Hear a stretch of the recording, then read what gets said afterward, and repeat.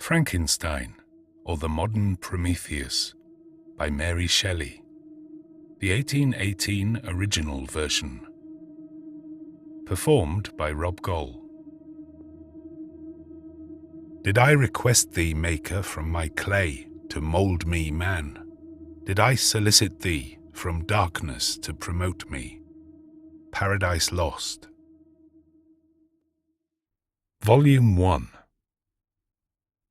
Letter 1. Robert Walton to Mrs. Saville, England. St. Petersburg, December the 11th, 17. You will rejoice to hear that no disaster has accompanied the commencement of an enterprise which you have regarded with such evil forebodings. I arrived here yesterday, and my first task is to assure my dear sister of my welfare and increasing confidence in the success of my undertaking. I am already far north of London, and as I walk in the streets of Petersburg, I feel a cold northern breeze play upon my cheeks, which braces my nerves and fills me with delight. Do you understand this feeling? This breeze, which has travelled from the regions towards which I am advancing, gives me a foretaste of those icy climes. Inspirited by this wind of promise, my daydreams become more fervent and vivid. I try in vain to be persuaded that the pole is the seat of frost and desolation. It ever presents itself to my imagination as the region of beauty and delight. There, Margaret, the sun is for ever visible, its broad disk just skirting the horizon and diffusing a perpetual splendour. There, for with your leave, my sister, I will put some trust in preceding navigators. There, snow and frost are banished, and sailing over a calm sea, we may be wafted to a land surpassing in wonders and in beauty every region hitherto discovered on the habitable globe. Its productions and features may be without example, as the phenomena of the heavenly bodies undoubtedly are in those undiscovered solitudes. What may not be expected in a country of eternal light? I may there discover the wondrous power which attracts the needle, and may regulate 1,000 celestial observations that require only this voyage to render their seeming eccentricities consistent forever. I shall satiate my ardent curiosity with the sight of a part of the world never before visited, and may tread a land never before imprinted by the foot of man. These are my enticements, and they are sufficient to conquer all fear of danger or death, and to induce me to commence this laborious voyage with the joy a child feels when he embarks in a little boat with his holiday mates on an expedition of discovery up his native river.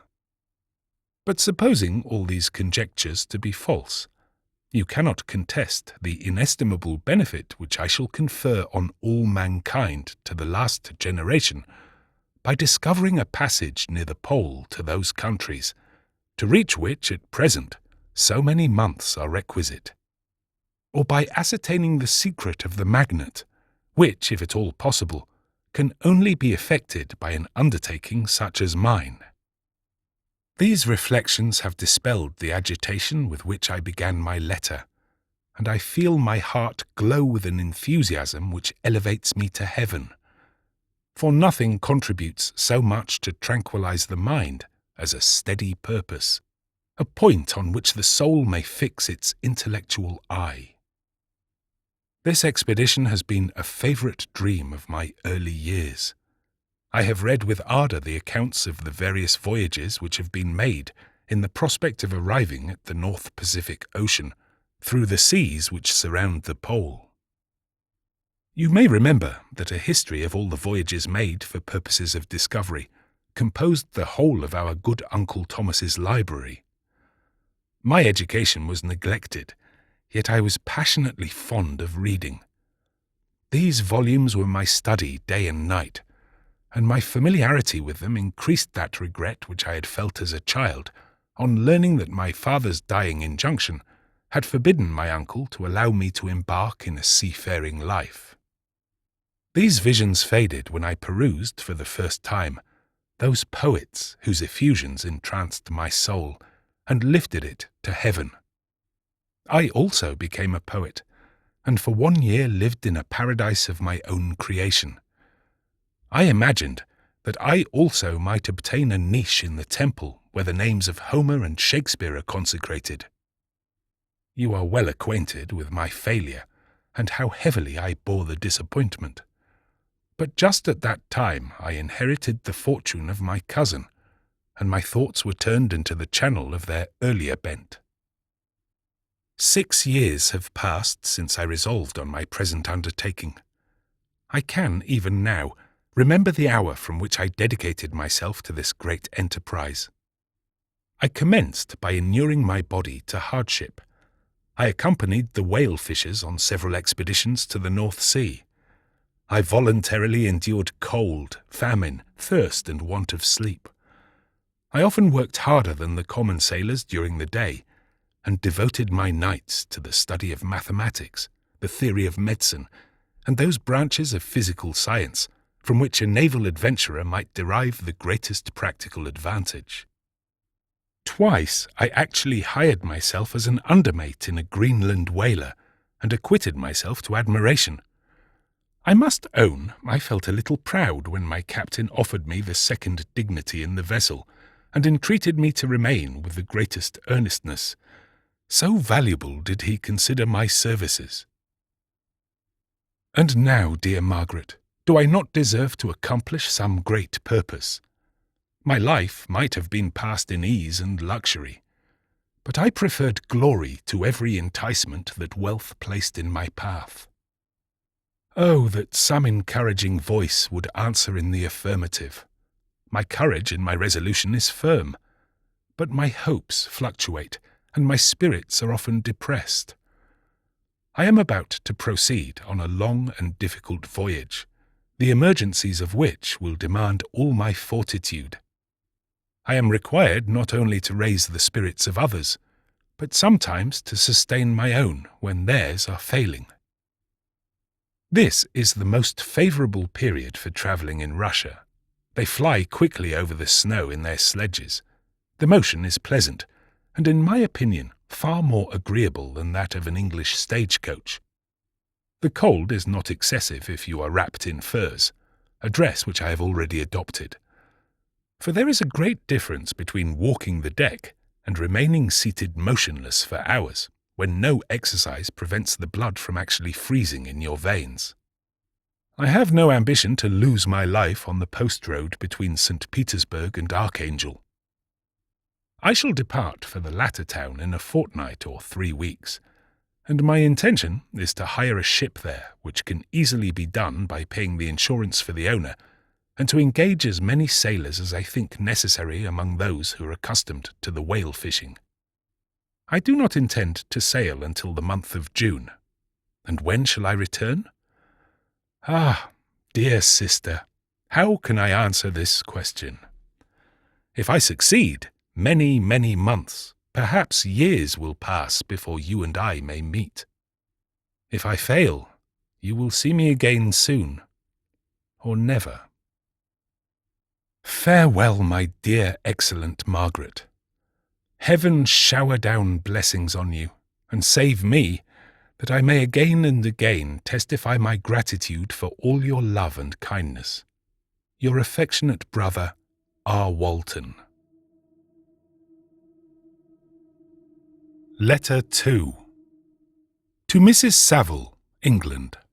Archangel, 28th of March, 17. How slowly the time passes here, encompassed as I am by frost and snow. Yet a second step is taken towards my enterprise. I have hired a vessel, and am occupied in collecting my sailors. Those whom I have already engaged appear to be men on whom I can depend, and are certainly possessed of dauntless courage. But I have one want which I have never yet been able to satisfy, and the absence of the object of which I now feel as a most severe evil.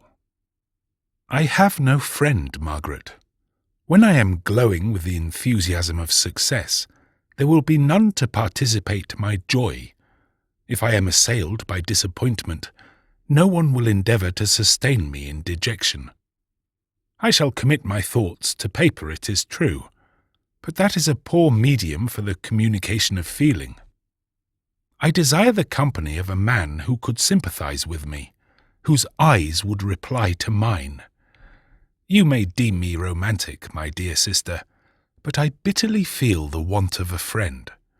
I have no one near me, gentle yet courageous, possessed of a cultivated as well as of a capacious mind, whose tastes are like my own, to approve or amend my plans. How would such a friend repair the faults of your poor brother? I am too ardent in execution and too impatient of difficulties. But it is a still greater evil to me that I am self-educated. For the first 14 years of my life I ran wild on a common, and read nothing but our Uncle Thomas's books of voyages. At that age I became acquainted with the celebrated poets of our own country. But it was only when it had ceased to be in my power to derive its most important benefits from such a conviction that I perceived the necessity of becoming acquainted with more languages than that of my native country. Now I am 28, and am in reality more illiterate than many schoolboys of 15. It is true that I have thought more, and that my daydreams are more extended and magnificent. But they want, as the painters call it, keeping. And I greatly need a friend who would have sense enough not to despise me as romantic, and affection enough for me to endeavour to regulate my mind. Well, these are useless complaints. I shall certainly find no friend on the wide ocean, nor even here in Archangel among merchants and seamen. Yet some feelings, unallied to the dross of human nature, beat even in these rugged bosoms. My lieutenant, for instance, is a man of wonderful courage and enterprise. He is madly desirous of glory. He is an Englishman, and in the midst of national and professional prejudices, unsoftened by cultivation, retains some of the noblest endowments of humanity. I first became acquainted with him on board a whale vessel. Finding that he was unemployed in this city, I easily engaged him to assist in my enterprise. The master is a person of an excellent disposition, and is remarkable in the ship for his gentleness and the mildness of his discipline. He is indeed of so amiable a nature that he will not hunt, a favourite and almost the only amusement here, because he cannot endure to spill blood. He is, moreover, heroically generous. Some years ago he loved a young Russian lady of moderate fortune, and having amassed a considerable sum in prize money, the father of the girl consented to the match.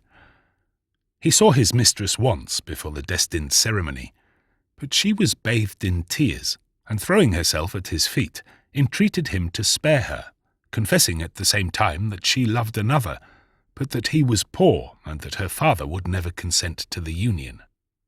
My generous friend reassured the suppliant, and on being informed of the name of her lover, instantly abandoned his pursuit. He had already bought a farm with his money on which he had designed to pass the remainder of his life, but he bestowed the whole on his rival, together with the remains of his prize money to purchase stock, and then himself solicited the young woman's father to consent to her marriage with her lover. But the old man decidedly refused, thinking himself bound in honour to my friend, who, when he found the father inexorable, quitted his country, nor returned until he heard that his former mistress was married according to her inclinations. What a noble fellow, you will exclaim. He is so, but then he has passed all his life on board a vessel, and has scarcely an idea beyond the rope and the shroud. But do not suppose that because I complain a little, or because I can conceive a consolation for my toils which I may never know, that I am wavering in my resolutions. Those are as fixed as fate, and my voyage is only now delayed until the weather shall permit my embarkation. The winter has been dreadfully severe, but the spring promises well, and it is considered as a remarkably early season, so that perhaps I may sail sooner than I expected. I shall do nothing rashly, You know me sufficiently to confide in my prudence and considerateness whenever the safety of others is committed to my care. I cannot describe to you my sensations on the near prospect of my undertaking. It is impossible to communicate to you a conception of the trembling sensation, half pleasurable and half fearful, with which I am preparing to depart. I am going to unexplored regions, to the land of mist and snow, but I shall kill no albatross, therefore do not be alarmed for my safety. Shall I meet you again after having traversed immense seas, and returned by the most southern cape of Africa or America? I dare not expect such success, yet I cannot bear to look on the reverse of the picture. Continue to write to me by every opportunity. I may receive your letters, though the chance is very doubtful, on some occasions when I need them most to support my spirits. I love you very tenderly. Remember me with affection should you never hear from me again. Your affectionate brother, Robert Walton. Letter 3. To Mrs. Saville, England, July the 7th, 17. My dear sister, I write a few lines in haste to say that I am safe and well advanced on my voyage. This letter will reach England by a merchantman now on its homeward voyage from Archangel. More fortunate than I, who may not see my native land, perhaps, for many years. I am, however, in good spirits. My men are bold and apparently firm of purpose, nor do the floating sheets of ice that continually pass us, indicating the dangers of the region towards which we are advancing, appear to dismay them. We have already reached a very high latitude, but it is the height of summer, and although not so warm as in England, the southern gales, which blow us speedily towards those shores which I so ardently desire to attain, breathe a degree of renovating warmth which I had not expected. No incidents have hitherto befallen us that would make a figure in a letter. 1 or 2 stiff gales and the breaking of a mast are accidents which experienced navigators scarcely remember to record, and I shall be well content if nothing worse happen to us during our voyage. Adieu, my dear Margaret. Be assured that for my own sake as well as yours, I will not rashly encounter danger. I will be cool, persevering, and prudent. Remember me to all my English friends.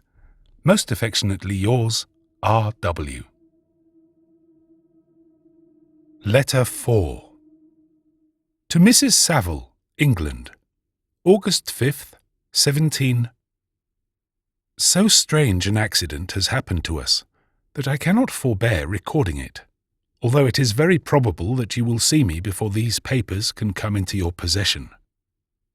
Last Monday, July 31st, we were nearly surrounded by ice which closed in the ship on all sides, scarcely leaving her the sea-room in which she floated. Our situation was somewhat dangerous, especially as we were compassed round by a very thick fog. We accordingly lay to, hoping that some change would take place in the atmosphere and weather. About 2 o'clock the mist cleared away, and we beheld, stretched out in every direction, vast and irregular plains of ice, which seemed to have no end. Some of my comrades groaned, and my own mind began to grow watchful with anxious thoughts, when a strange sight suddenly attracted our attention, and diverted our solicitude from our own situation. We perceived a low carriage, fixed on a sledge and drawn by dogs, pass on towards the north, at the distance of half a mile. A being, which had the shape of a man but apparently of gigantic stature, sat in the sledge and guided the dogs. We watched the rapid progress of the traveller with our telescopes until he was lost among the distant inequalities of the ice. This appearance excited our unqualified wonder. We were, as we believed, many hundred miles from any land, but this apparition seemed to denote that it was not in reality so distant as we had supposed. Shut in, however, by ice, it was impossible to follow his track, which we had observed with the greatest attention. About 2 hours after this occurrence, we heard the ground sea, and before night the ice broke and freed our ship. We, however, lay to until the morning, fearing to encounter in the dark those large loose masses which float about after the breaking up of the ice. I profited of this time to rest for a few hours. In the morning, however, as soon as it was light, I went upon deck and found all the sailors busy on one side of the vessel, apparently talking to someone in the sea. It was, in fact, a sledge, like that we had seen before, which had drifted towards us in the night on a large fragment of ice. Only one dog remained alive, but there was a human being within it whom the sailors were persuading to enter the vessel. He was not, as the other traveller seemed to be, a savage inhabitant of some undiscovered island, but an European. When I appeared on deck, the master said, "Here is our captain, and he will not allow you to perish on the open sea." On perceiving me, the stranger addressed me in English, although with a foreign accent. "Before I come on board your vessel," said he, "will you have the kindness to inform me whither you are bound?" You may conceive my astonishment on hearing such a question addressed to me from a man on the brink of destruction, and to whom I should have supposed that my vessel would have been a resource which he would not have exchanged for the most precious wealth the earth can afford. I replied, however, that we were on a voyage of discovery towards the northern pole. Upon hearing this, he appeared satisfied and consented to come on board. Good God, Margaret, if you had seen the man who thus capitulated for his safety, your surprise would have been boundless. His limbs were nearly frozen, and his body dreadfully emaciated by fatigue and suffering. I never saw a man in so wretched a condition. We attempted to carry him into the cabin, but as soon as he had quitted the fresh air, he fainted. We accordingly brought him back to the deck, and restored him to animation by rubbing him with brandy and forcing him to swallow a small quantity. As soon as he showed signs of life, we wrapped him up in blankets and placed him near the chimney of the kitchen stove. By slow degrees he recovered and ate a little soup, which restored him wonderfully. 2 days passed in this manner before he was able to speak, and I often feared that his sufferings had deprived him of understanding. When he had in some measure recovered, I removed him to my own cabin, and attended on him as much as my duty would permit. I never saw a more interesting creature. His eyes have generally an expression of wildness and even madness. But there are moments when, if anyone performs an act of kindness towards him, or does him any the most trifling service, his whole countenance is lighted up, as it were, with a beam of benevolence and sweetness that I never saw equalled. But he is generally melancholy and despairing, and sometimes he gnashes his teeth, as if impatient of the weight of woes that oppresses him.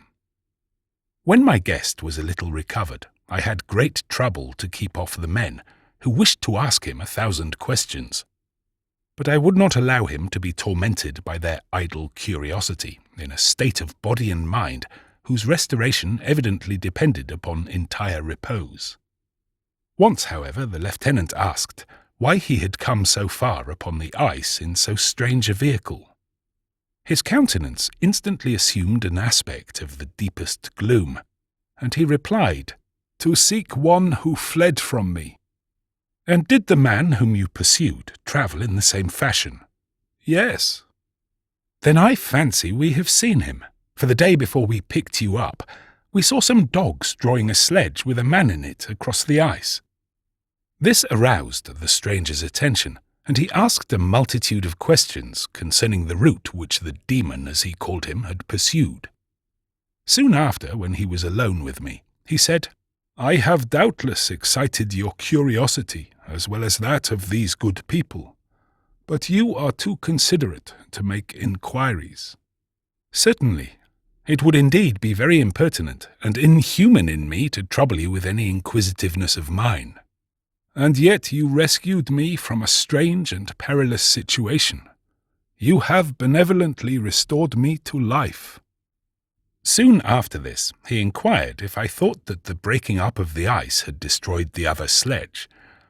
I replied that I could not answer with any degree of certainty, for the ice had not broken until near midnight, and the traveller might have arrived at a place of safety before that time, but of this I could not judge.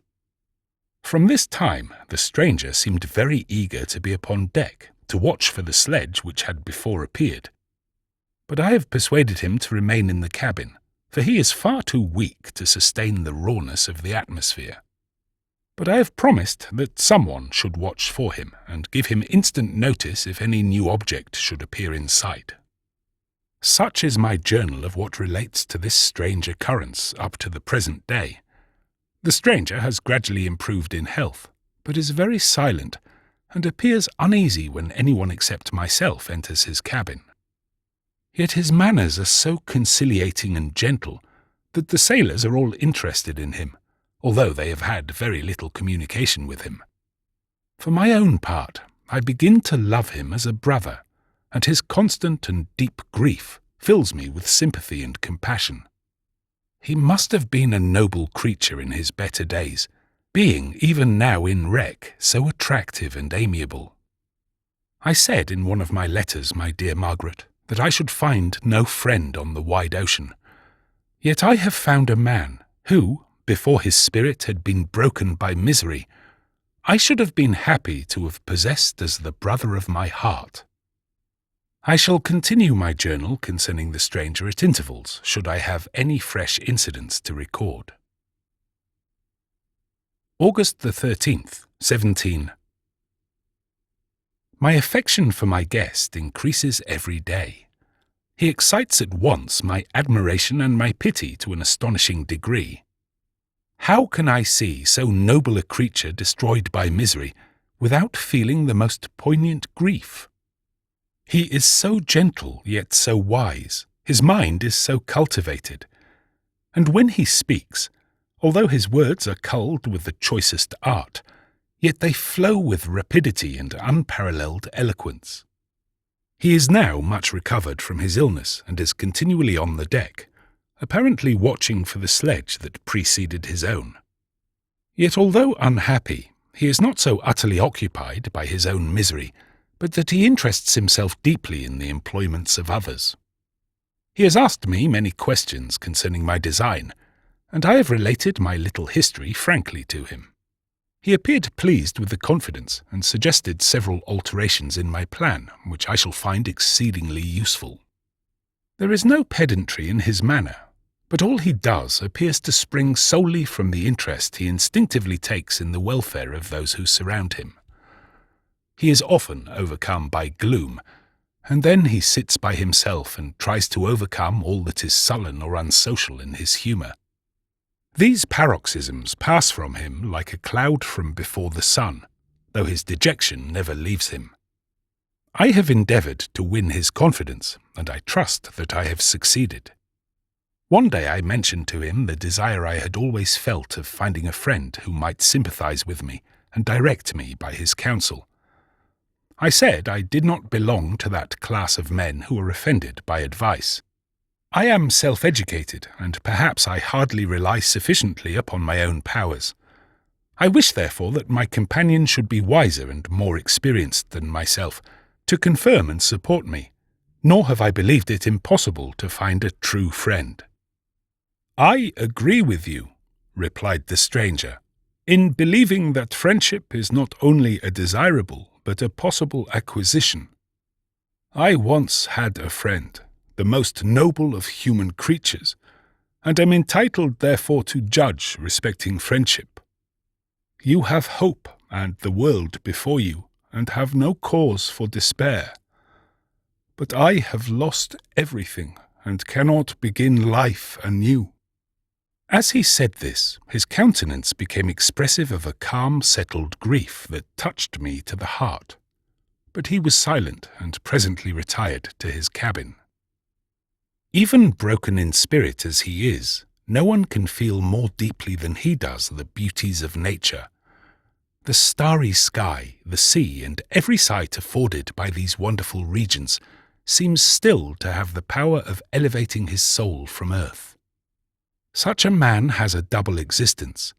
He may suffer misery and be overwhelmed by disappointments, yet when he has retired into himself, he will be like a celestial spirit that has a halo around him, within whose circle no grief or folly ventures. Will you laugh at the enthusiasm I express concerning this divine wanderer?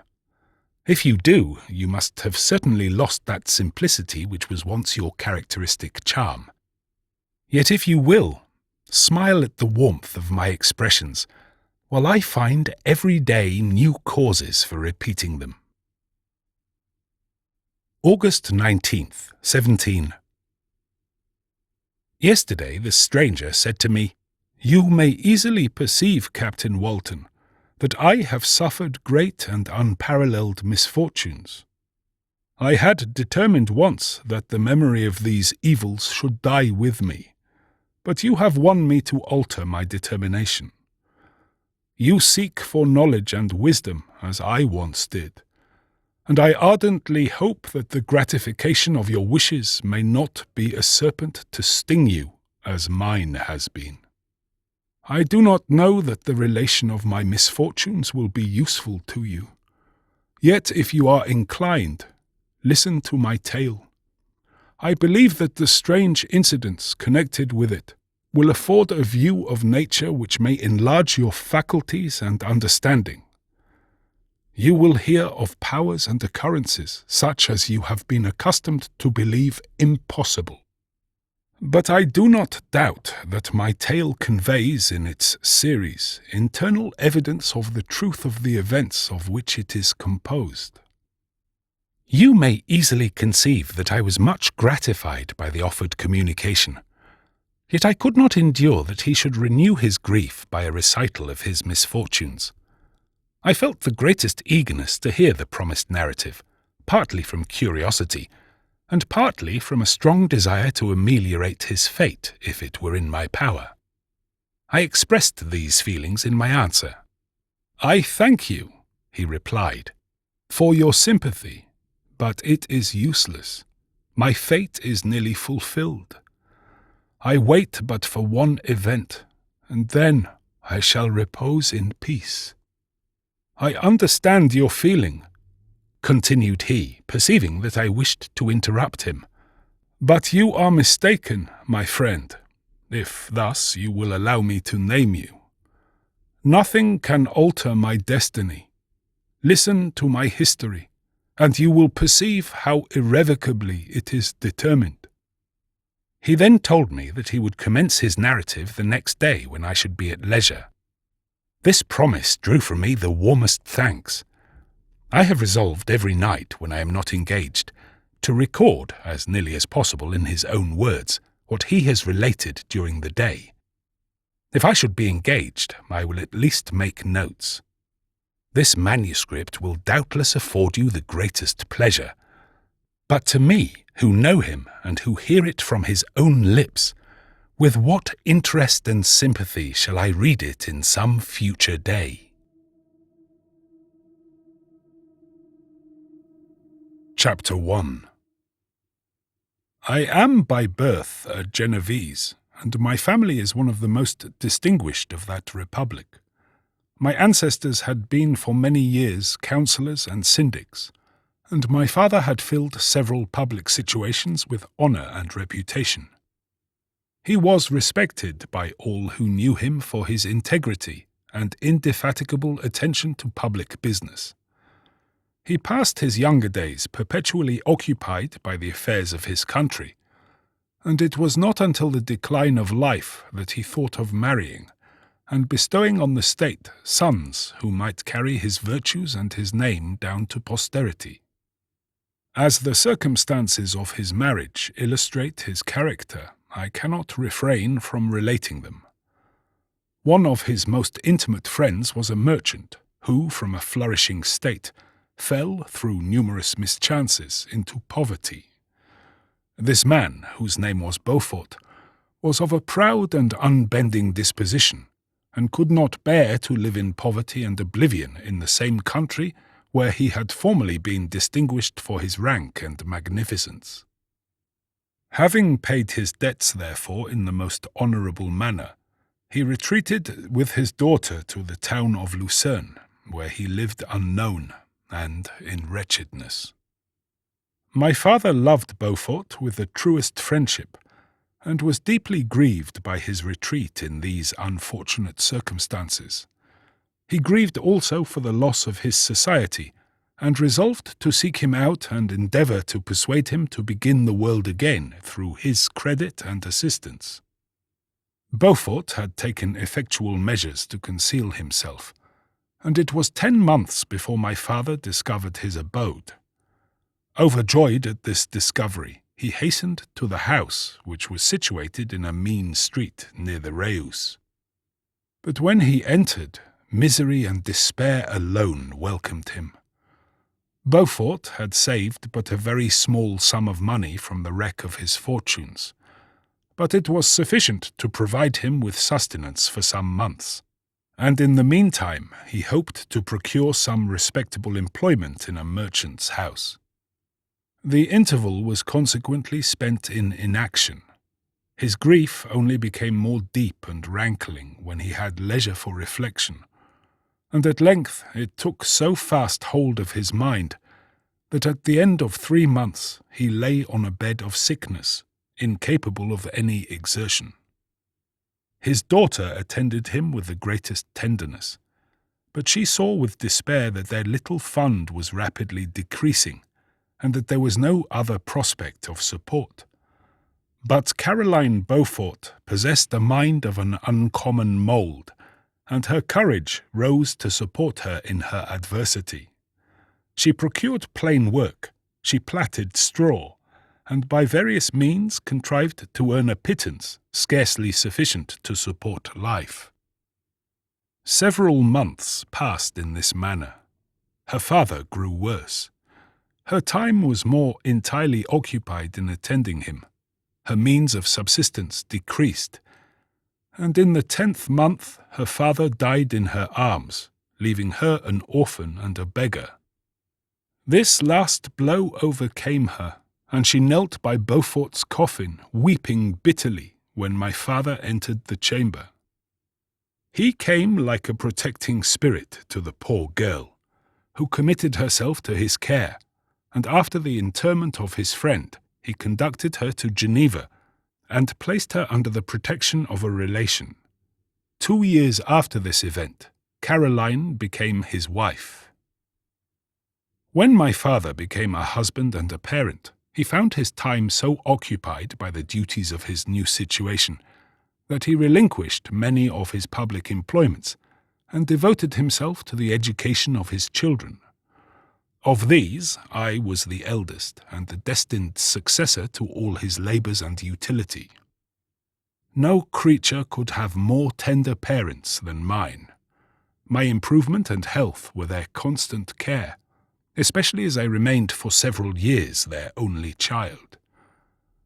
But before I continue my narrative, I must record an incident which took place when I was 4 years of age. My father had a sister whom he tenderly loved, and who had married early in life an Italian gentleman. Soon after her marriage, she had accompanied her husband into her native country, and for some years my father had very little communication with her. About the time I mentioned, she died, and a few months afterwards he received a letter from her husband, acquainting him with his intention of marrying an Italian lady, and requesting my father to take charge of the infant Elizabeth, the only child of his deceased sister. "It is my wish," he said, "that you should consider her as your own daughter and educate her thus. Her mother's fortune is secured to her, the documents of which I will commit to your keeping. Reflect upon this proposition, and decide whether you would prefer educating your niece yourself to her being brought up by a stepmother." My father did not hesitate, and immediately went to Italy that he might accompany the little Elizabeth to her future home. I have often heard my mother say that she was at that time the most beautiful child she had ever seen, and showed signs even then of a gentle and affectionate disposition. These indications, and the desire to bind as closely as possible the ties of domestic love, determined my mother to consider Elizabeth as my future wife, a design which she never found reason to repent. From this time, Elizabeth Lavenza became my playfellow, and as we grew older, my friend. She was docile and good-tempered, yet gay and playful as a summer insect. Although she was lively and animated, her feelings were strong and deep, and her disposition uncommonly affectionate. No one could better enjoy liberty, yet no one could submit with more grace than she did to constraint and caprice. Her imagination was luxuriant, yet her capability of application was great. Her person was the image of her mind. Her hazel eyes, although as lively as a bird's, possessed an attractive softness. Her figure was light and airy, and though capable of enduring great fatigue, she appeared the most fragile creature in the world. While I admired her understanding and fancy, I loved to tend on her as I should on a favourite animal, and I never saw so much grace, both of person and mind, united to so little pretension. Everyone adored Elizabeth. If the servants had any request to make, it was always through her intercession. We were strangers to any species of disunion and dispute, for although there was a great dissimilitude in our characters, there was an harmony in that very dissimilitude. I was more calm and philosophical than my companion, yet my temper was not so yielding. My application was of longer endurance, but it was not so severe whilst it endured. I delighted in investigating the facts relative to the actual world. She busied herself in following the aerial creations of the poets. The world was to me a secret which I desired to discover. To her it was a vacancy which she sought to people with imaginations of her own. My brothers were considerably younger than myself, but I had a friend in one of my schoolfellows who compensated for this deficiency. Henry Clerval was the son of a merchant of Geneva, an intimate friend of my father. He was a boy of singular talent and fancy. I remember when he was 9 years old, he wrote a fairy tale, which was the delight and amazement of all his companions. His favourite study consisted in books of chivalry and romance, and when very young I can remember that we used to act plays composed by him out of these favourite books, the principal characters of which were Orlando, Robin Hood, Amadis, and St. George. No youth could have passed more happily than mine. My parents were indulgent and my companions amiable. Our studies were never forced, and by some means we always had an end placed in view, which excited us to ardour in the prosecution of them. It was by this method, and not by emulation, that we were urged to application. Elizabeth was not incited to apply herself to drawing that her companions might not outstrip her, but through the desire of pleasing her aunt by the representation of some favourite scene done by her own hand. We learned Latin and English that we might read the writings in those languages, and so far from study being made odious to us through punishment, we loved application, and our amusements would have been the labours of other children. Perhaps we did not read so many books or learn languages so quickly as those who are disciplined according to the ordinary methods, but what we learned was impressed the more deeply on our memories. In this description of our domestic circle I include Henry Clerval, for he was constantly with us. He went to school with me, and generally passed the afternoon at our house. For being an only child, and destitute of companions at home, his father was well pleased that he should find associates at our house, and we were never completely happy when Clerval was absent.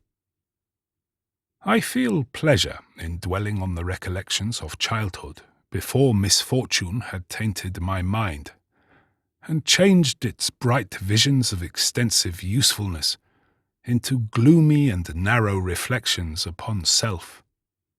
But in drawing the picture of my early days, I must not omit to record those events which led, by insensible steps, to my after-tale of misery.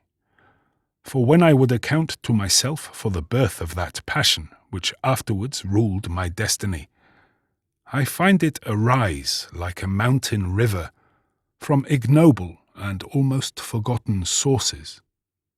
But swelling as it proceeded, it became the torrent which, in its course, has swept away all my hopes and joys. Natural philosophy is the genius that has regulated my fate. I desire, therefore, in this narration, to state those facts which led to my predilection for that science. When I was 13 years of age, we all went on a party of pleasure to the baths near Thonon. The inclemency of the weather obliged us to remain a day confined to the inn.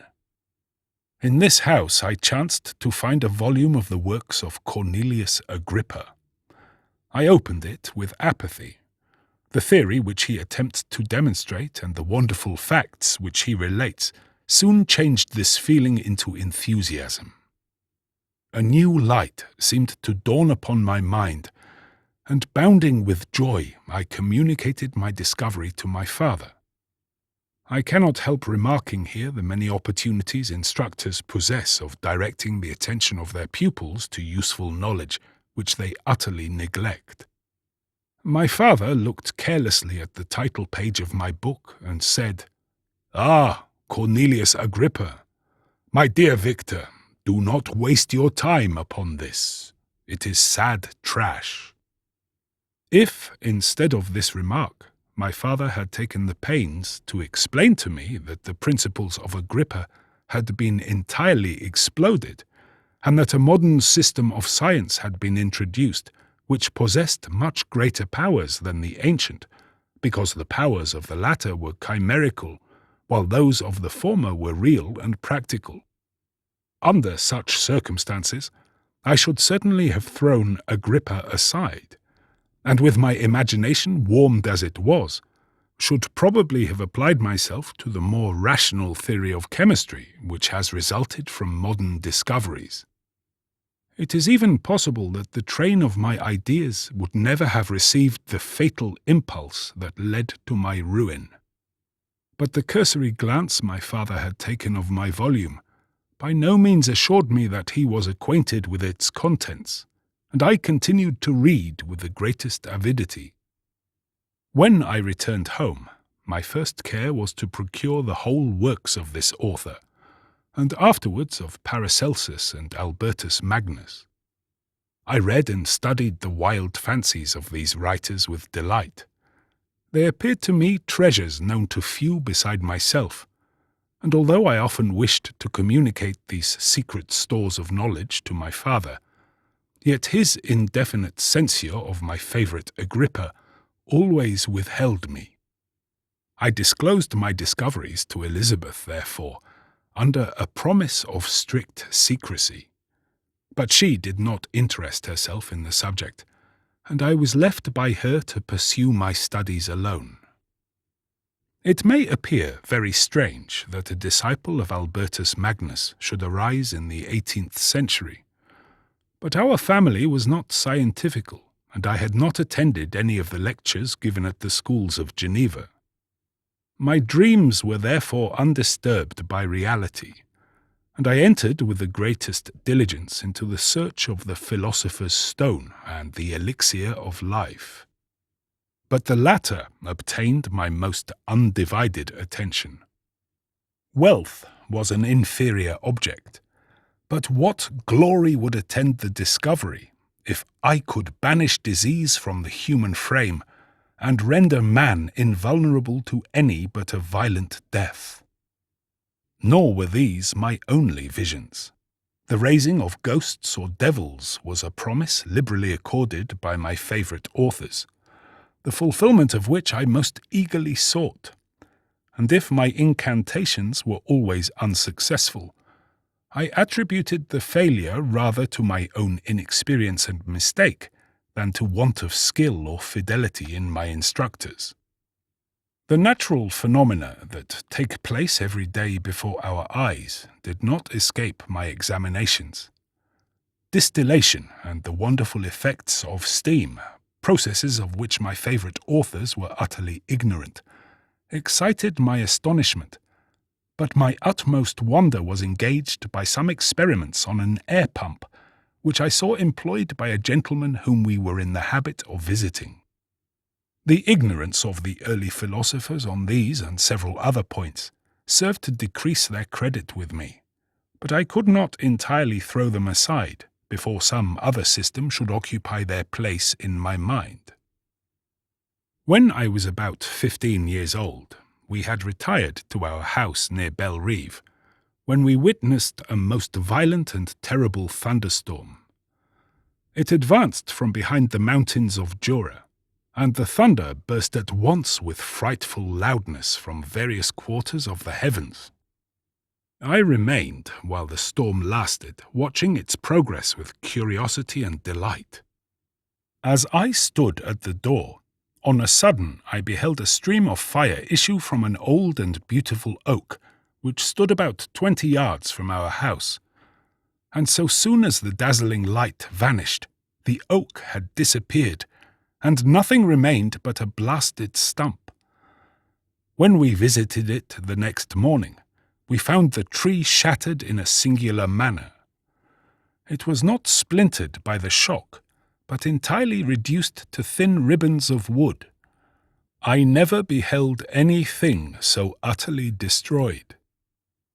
The catastrophe of this tree excited my extreme astonishment, and I eagerly inquired of my father the nature and origin of thunder and lightning. He replied, "Electricity," describing at the same time the various effects of that power. He constructed a small electrical machine, and exhibited a few experiments.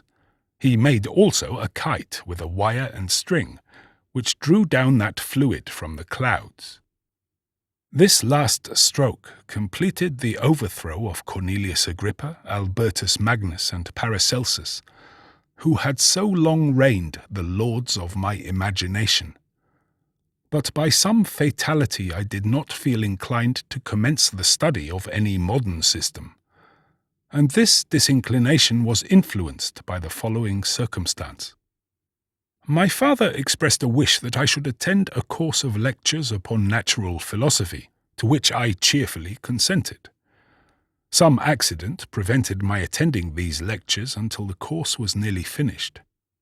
The lecture, therefore, being one of the last, was entirely incomprehensible to me. The professor discoursed with the greatest fluency of potassium and boron, of sulfates and oxides, terms to which I could affix no idea, and I became disgusted with the science of natural philosophy, although I still read Pliny and Buffon with delight, authors, in my estimation, of nearly equal interest and utility. My occupations at this age were principally the mathematics and most of the branches of study appertaining to that science. I was busily employed in learning languages. Latin was already familiar to me, and I began to read some of the easiest Greek authors without the help of a lexicon. I also perfectly understood English and German. This is the list of my accomplishments at the age of 17, and you may conceive that my hours were fully employed in acquiring and maintaining a knowledge of this various literature. Another task also devolved upon me when I became the instructor of my brothers. Ernest was 6 years younger than myself, and was my principal pupil. He had been afflicted with ill health from his infancy, through which Elizabeth and I had been his constant nurses. His disposition was gentle, but he was incapable of any severe application. William, the youngest of our family, was yet an infant and the most beautiful little fellow in the world. His lively blue eyes, dimpled cheeks, and endearing manners inspired the tenderest affection. Such was our domestic circle, from which care and pain seemed forever banished. My father directed our studies, and my mother partook of our enjoyments. Neither of us possessed the slightest preeminence over the other. The voice of command was never heard amongst us, but mutual affection engaged us all to comply with and obey the slightest desire of each other. Chapter 2. When I had attained the age of 17, my parents resolved that I should become a student at the University of Ingolstadt. I had hitherto attended the schools of Geneva, but my father thought it necessary for the completion of my education that I should be made acquainted with other customs than those of my native country. My departure was therefore fixed at an early date, but before the day resolved upon could arrive, the first misfortune of my life occurred, an omen, as it were, of my future misery. Elizabeth had caught the scarlet fever, but her illness was not severe and she quickly recovered. During her confinement, many arguments had been urged to persuade my mother to refrain from attending upon her. She had at first yielded to our entreaties, but when she heard that her favourite was recovering, she could no longer debar herself from her society, and entered her chamber long before the danger of infection was past.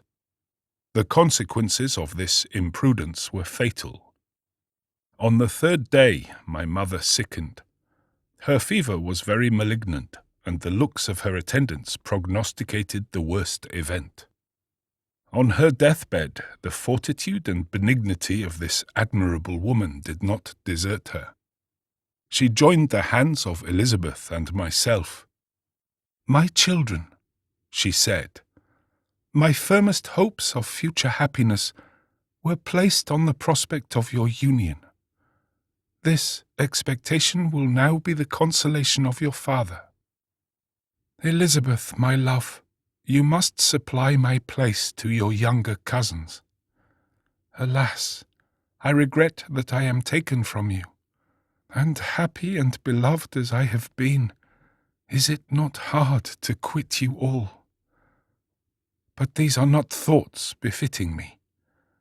I will endeavour to resign myself cheerfully to death, and will indulge a hope of meeting you in another world."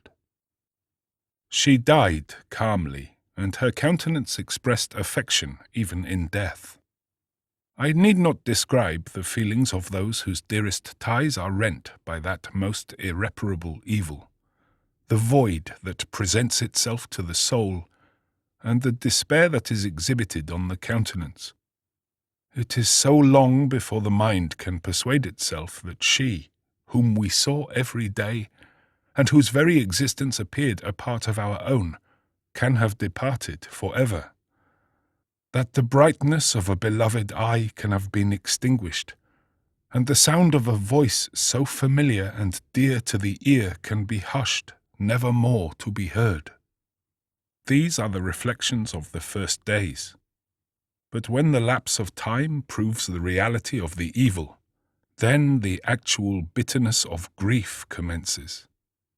Yet from whom has not that rude hand rent away some dear connection? And why should I describe a sorrow which all have felt and must feel?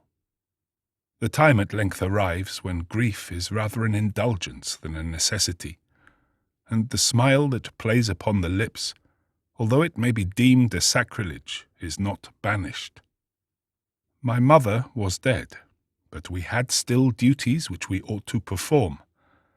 We must continue our course with the rest, and learn to think ourselves fortunate whilst one remains whom the spoiler has not seized.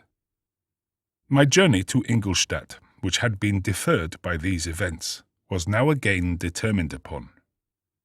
I obtained from my father a respite of some weeks.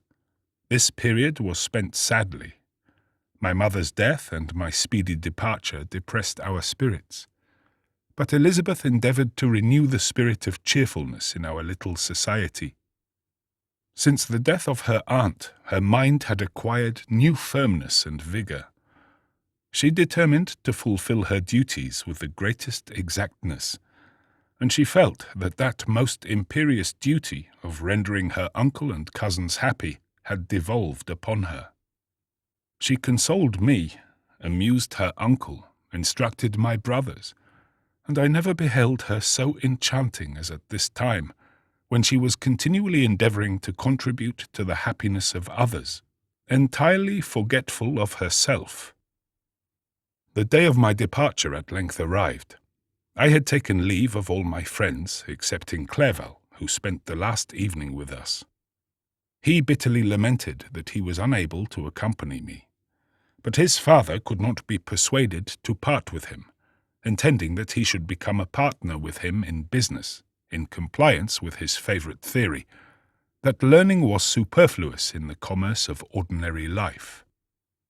Henry had a refined mind. He had no desire to be idle and was well pleased to become his father's partner, but he believed that a man might be a very good trader and yet possess a cultivated understanding. We sat late, listening to his complaints and making many little arrangements for the future. The next morning early I departed. Tears gushed from the eyes of Elizabeth. They proceeded partly from sorrow at my departure, and partly because she reflected that the same journey was to have taken place 3 months before, when a mother's blessing would have accompanied me. I threw myself into the chaise that was to convey me away, and indulged in the most melancholy reflections. I, who had ever been surrounded by amiable companions, continually engaged in endeavouring to bestow mutual pleasure, I was now alone. In the university whither I was going, I must form my own friends and be my own protector. My life had hitherto been remarkably secluded and domestic, and this had given me invincible repugnance to new countenances. I loved my brothers, Elizabeth and Clerval. These were old familiar faces. But I believed myself totally unfitted for the company of strangers. Such were my reflections as I commenced my journey. But as I proceeded, my spirits and hopes rose. I ardently desired the acquisition of knowledge. I had often, when at home, thought it hard to remain during my youth cooped up in one place, and had longed to enter the world and take my station among other human beings. Now my desires were complied with, and it would indeed have been folly to repent. I had sufficient leisure for these and many other reflections during my journey to Ingolstadt, which was long and fatiguing. At length the high white steeple of the town met my eyes. I alighted and was conducted to my solitary apartment to spend the evening as I pleased. The next morning I delivered my letters of introduction and paid a visit to some of the principal professors, and among others to Monsieur Krempe, Professor of Natural Philosophy. He received me with politeness and asked me several questions concerning my progress in the different branches of science appertaining to natural philosophy. I mentioned, it is true, with fear and trembling, the only authors I had ever read upon those subjects. The professor stared. "Have you," he said, "really spent your time in studying such nonsense?" I replied in the affirmative. "Every minute," continued Monsieur Krempe with warmth, "every instant that you have wasted on those books is utterly and entirely lost. You have burdened your memory with exploded systems and useless names. Good God! In what desert land have you lived, where no one was kind enough to inform you that these fancies, which you have so greedily imbibed, are 1,000 years old, and as musty as they are ancient? I little expected in this enlightened and scientific age to find a disciple of Albertus Magnus and Paracelsus. My dear sir, you must begin your studies entirely anew." So saying, he stepped aside and wrote down a list of several books treating of natural philosophy, which he desired me to procure, and dismissed me after mentioning that in the beginning of the following week He intended to commence a course of lectures upon natural philosophy and its general relations, and that Monsieur Waldman, the fellow professor, would lecture upon chemistry the alternate days that he missed.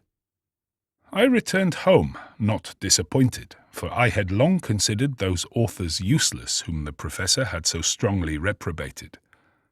But I did not feel much inclined to study the books which I procured at his recommendation. Monsieur Krempe was a little squat man with a gruff voice and repulsive countenance. The teacher, therefore, did not prepossess me in favour of his doctrine. Besides, I had a contempt for the uses of modern natural philosophy. It was very different when the masters of the science sought immortality and power. Such views, although futile, were grand. But now the scene was changed. The ambition of the inquirer seemed to limit itself to the annihilation of those visions on which my interest in science was chiefly founded. I was required to exchange chimeras of boundless grandeur for realities of little worth. Such were my reflections during the first 2 or 3 days, spent almost in solitude. But as the ensuing week commenced, I thought of the information which Monsieur Krempe had given me concerning the lectures, and although I could not consent to go and hear that little conceited fellow deliver sentences out of a pulpit, I recollected what he had said of Monsieur Waldman, whom I had never seen, as he had hitherto been out of town. Partly from curiosity and partly from idleness, I went into the lecturing room which Monsieur Waldman entered shortly after. This professor was very unlike his colleague. He appeared about 50 years of age, but with an aspect expressive of the greatest benevolence. A few grey hairs covered his temples, but those at the back of his head were nearly black. His person was short, but remarkably erect, and his voice the sweetest I had ever heard. He began his lecture by a recapitulation of the history of chemistry, and the various improvements made by different men of learning, pronouncing with fervour the names of the most distinguished discoverers. He then took a cursory view of the present state of the science, and explained many of its elementary terms. After having made a few preparatory experiments, he concluded with a panegyric upon modern chemistry, the terms of which I shall never forget.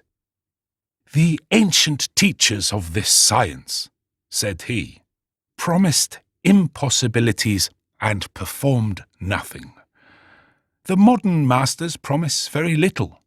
They know that metals cannot be transmuted, and that the elixir of life is a chimera. But these philosophers, whose hands seem only made to dabble in dirt, and their eyes to pore over the microscope or crucible, have indeed performed miracles. They penetrate into the recesses of nature, and show how she works in her hiding places. They ascend into the heavens. They have discovered how the blood circulates and the nature of the air we breathe. They have acquired new and almost unlimited powers. They can command the thunders of heaven, mimic the earthquake, and even mock the invisible world with its own shadows." I departed, highly pleased with the professor and his lecture, and paid him a visit the same evening. His manners in private were even more mild and attractive than in public, for there was a certain dignity in his mien during his lecture, which in his own house was replaced by the greatest affability and kindness.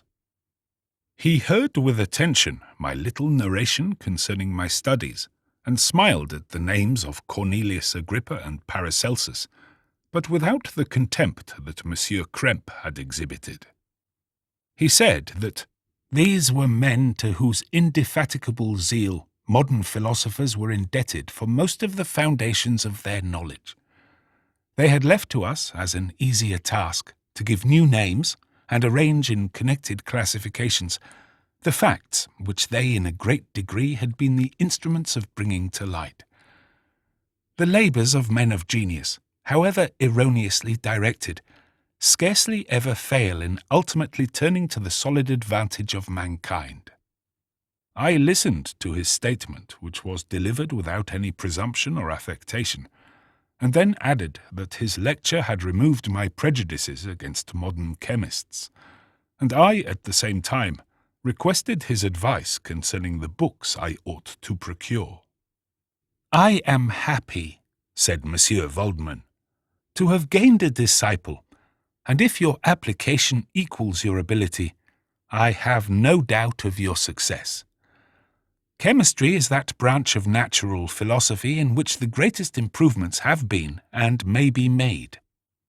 It is on that account that I have made it my particular study, but at the same time I have not neglected the other branches of science.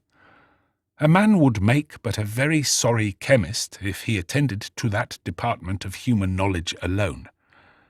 If your wish is to become really a man of science, and not merely a petty experimentalist, I should advise you to apply to every branch of natural philosophy, including mathematics." He then took me into his laboratory and explained to me the uses of his various machines, instructing me as to what I ought to procure, and promising me the use of his own, when I should have advanced far enough in the science not to derange their mechanism. He also gave me the list of books which I had requested, and I took my leave. Thus ended a day memorable to me. It decided my future destiny. Chapter 3. From this day, natural philosophy, and particularly chemistry in the most comprehensive sense of the term, became nearly my sole occupation. I read with ardour those works, so full of genius and discrimination, which modern inquirers have written on these subjects. I attended the lectures and cultivated the acquaintance of the men of science of the university, and I found even in Monsieur Krempe a great deal of sound sense and real information, combined, it is true, with a repulsive physiognomy and manners, but not on that account the less valuable. In Monsieur Waldman I found a true friend.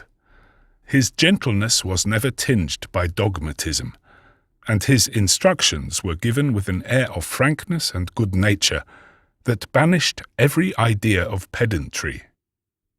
It was perhaps the amiable character of this man that inclined me more to that branch of natural philosophy which he professed, than an intrinsic love for the science itself. But this state of mind had place only in the first steps towards knowledge. The more fully I entered into the science, the more exclusively I pursued it for its own sake. That application, which at first had been a matter of duty and resolution, now became so ardent and eager that the stars often disappeared in the light of morning whilst I was yet engaged in my laboratory. As I applied so closely, it may be easily conceived that I improved rapidly. My ardour was indeed the astonishment of the students, and my proficiency that of the masters. Professor Krempe often asked me with a sly smile how Cornelius Agrippa went on, while Monsieur Waldman expressed the most heartfelt exultation in my progress. 2 years passed in this manner, during which I paid no visit to Geneva, but was engaged heart and soul in the pursuit of some discoveries which I hoped to make. None but those who have experienced them can conceive of the enticements of science. In other studies you go as far as others have gone before you, and there is nothing more to know. But in a scientific pursuit there is continual food for discovery and wonder. A mind of moderate capacity which closely pursues one study must infallibly arrive at great proficiency in that study, and I, who continually sought the attainment of one object of pursuit, and was solely wrapped up in this, improved so rapidly that at the end of 2 years I made some discoveries in the improvement of some chemical instruments, which procured me great esteem and admiration at the university. When I had arrived at this point, and had become as well acquainted with the theory and practice of natural philosophy as depended on the lessons of any of the professors at Ingolstadt. My residence there being no longer conducive to my improvements, I thought of returning to my friends and my native town, when an incident happened that protracted my stay. One of the phenomena which had peculiarly attracted my attention was the structure of the human frame, and indeed any animal endued with life. Whence, I often asked myself, did the principle of life proceed? It was a bold question, and one which has ever been considered as a mystery. Yet with how many things are we upon the brink of becoming acquainted, if cowardice or carelessness did not restrain our inquiries? I revolved these circumstances in my mind, and determined thenceforth to apply myself more particularly to those branches of natural philosophy which relate to physiology. Unless I had been animated by an almost supernatural enthusiasm, my application to this study would have been irksome and almost intolerable. To examine the causes of life, we must first have recourse to death. I became acquainted with the science of anatomy, but this was not sufficient. I must also observe the natural decay and corruption of the human body. In my education, my father had taken the greatest precautions that my mind should be impressed with no supernatural horrors.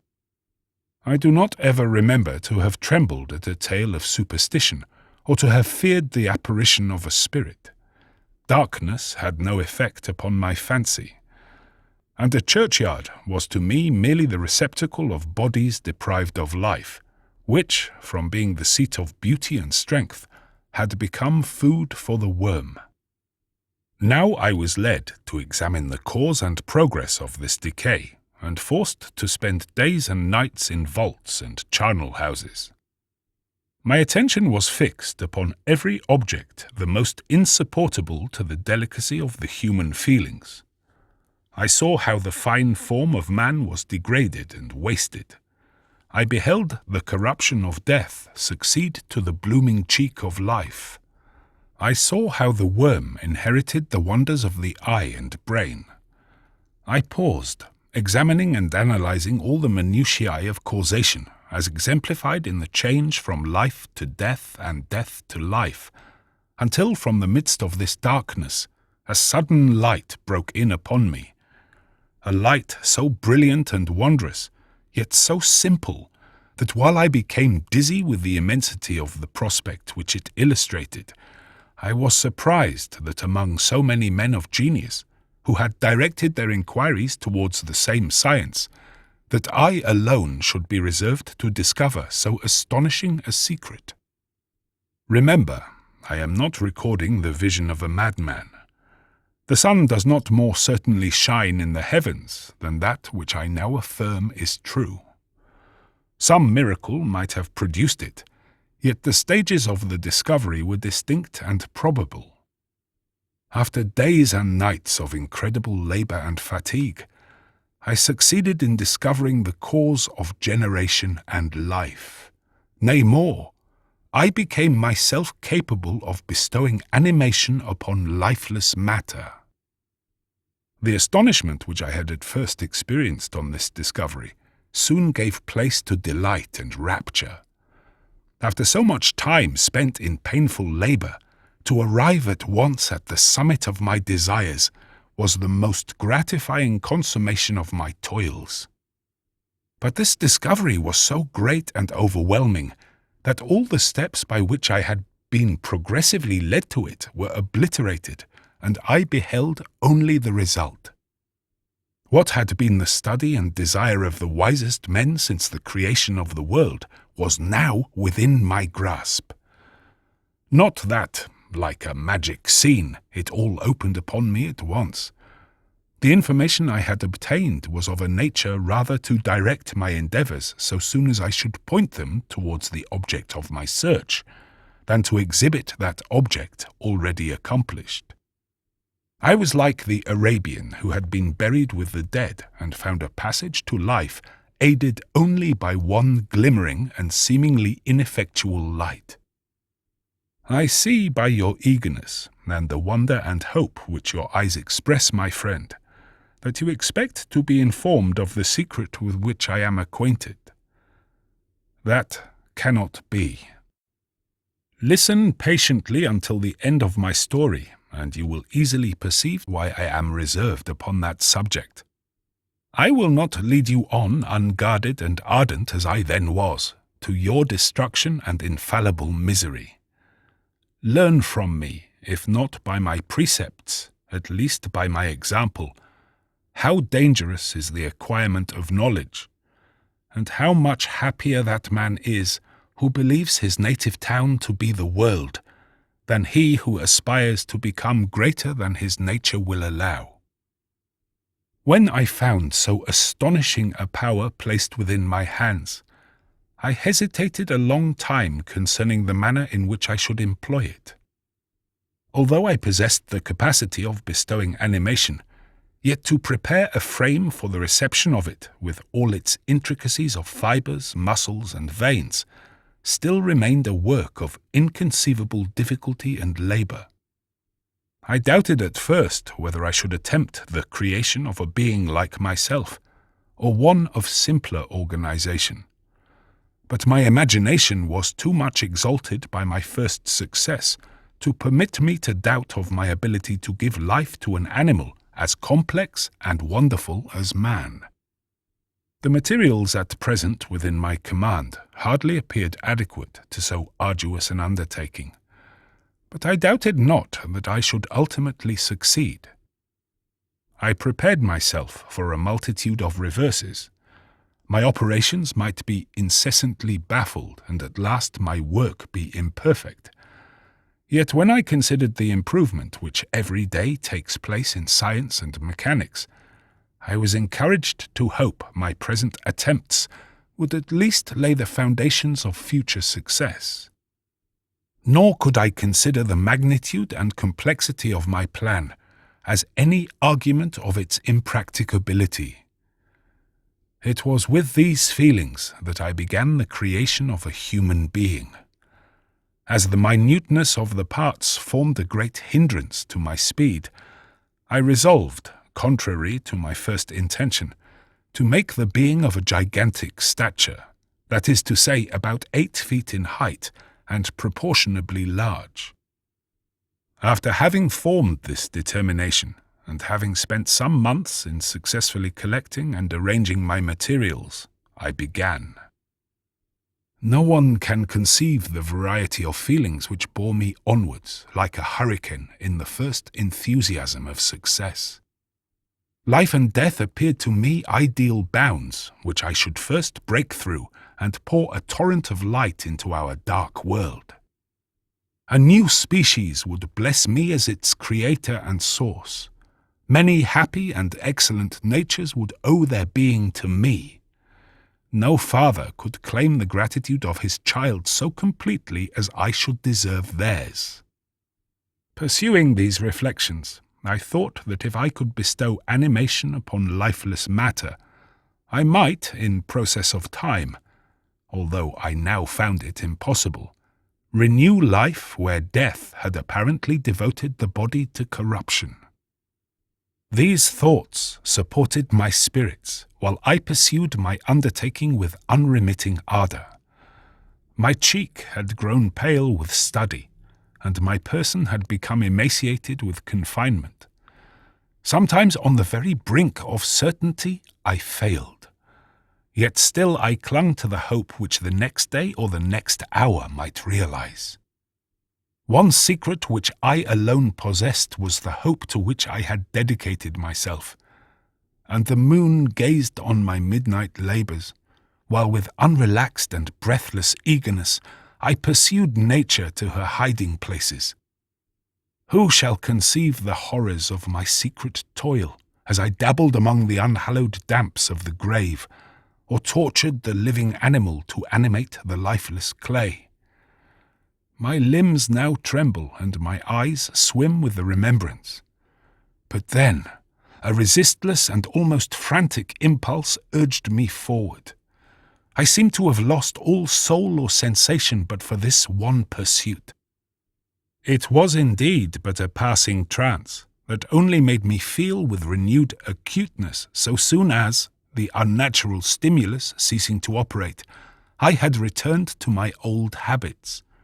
I collected bones from charnel houses, and disturbed with profane fingers the tremendous secrets of the human frame. In a solitary chamber, or rather cell, at the top of the house, and separated from all the other apartments by a gallery and staircase, I kept my workshop of filthy creation. My eyeballs were starting from their sockets in attending to the details of my employment. The dissecting room and the slaughterhouse furnished many of my materials, and often did my human nature turn with loathing from my occupation, whilst, still urged on by an eagerness which perpetually increased, I brought my work near to a conclusion. The summer months passed while I was thus engaged heart and soul in one pursuit. It was a most beautiful season. Never did the fields bestow a more plentiful harvest, or the vines yield a more luxuriant vintage. But my eyes were insensible to the charms of nature, and the same feeling which made me neglect the scenes around me caused me also to forget those friends who were so many miles absent, and whom I had not seen for so long a time. I knew my silence disquieted them, and I well remembered the words of my father. "I know that while you are pleased with yourself, you will think of us with affection, and we shall hear regularly from you. You must pardon me if I regard any interruption in your correspondence as a proof that your other duties are equally neglected." I knew well, therefore, what would be my father's feelings, but I could not tear my thoughts from my employment, loathsome in itself, but which had taken an irresistible hold of my imagination. I wished, as it were, to procrastinate all that related to my feelings of affection until the great object, which swallowed up every habit of my nature, should be completed. I then thought that my father would be unjust if he ascribed my neglect to vice or faultiness on my part. But I am now convinced that he was justified in conceiving that I should not be altogether free from blame. A human being in perfection ought always to preserve a calm and peaceful mind, and never to allow passion or a transitory desire to disturb his tranquillity. I do not think that the pursuit of knowledge is an exception to this rule. If the study to which you apply yourself has a tendency to weaken your affections and to destroy your taste for those simple pleasures in which no alloy can possibly mix, then that study is certainly unlawful, that is to say, not befitting the human mind. If this rule were always observed, if no man allowed any pursuit whatsoever to interfere with the tranquillity of his domestic affections, Greece had not been enslaved, Caesar would have spared his country, America would have been discovered more gradually, and the empires of Mexico and Peru had not been destroyed.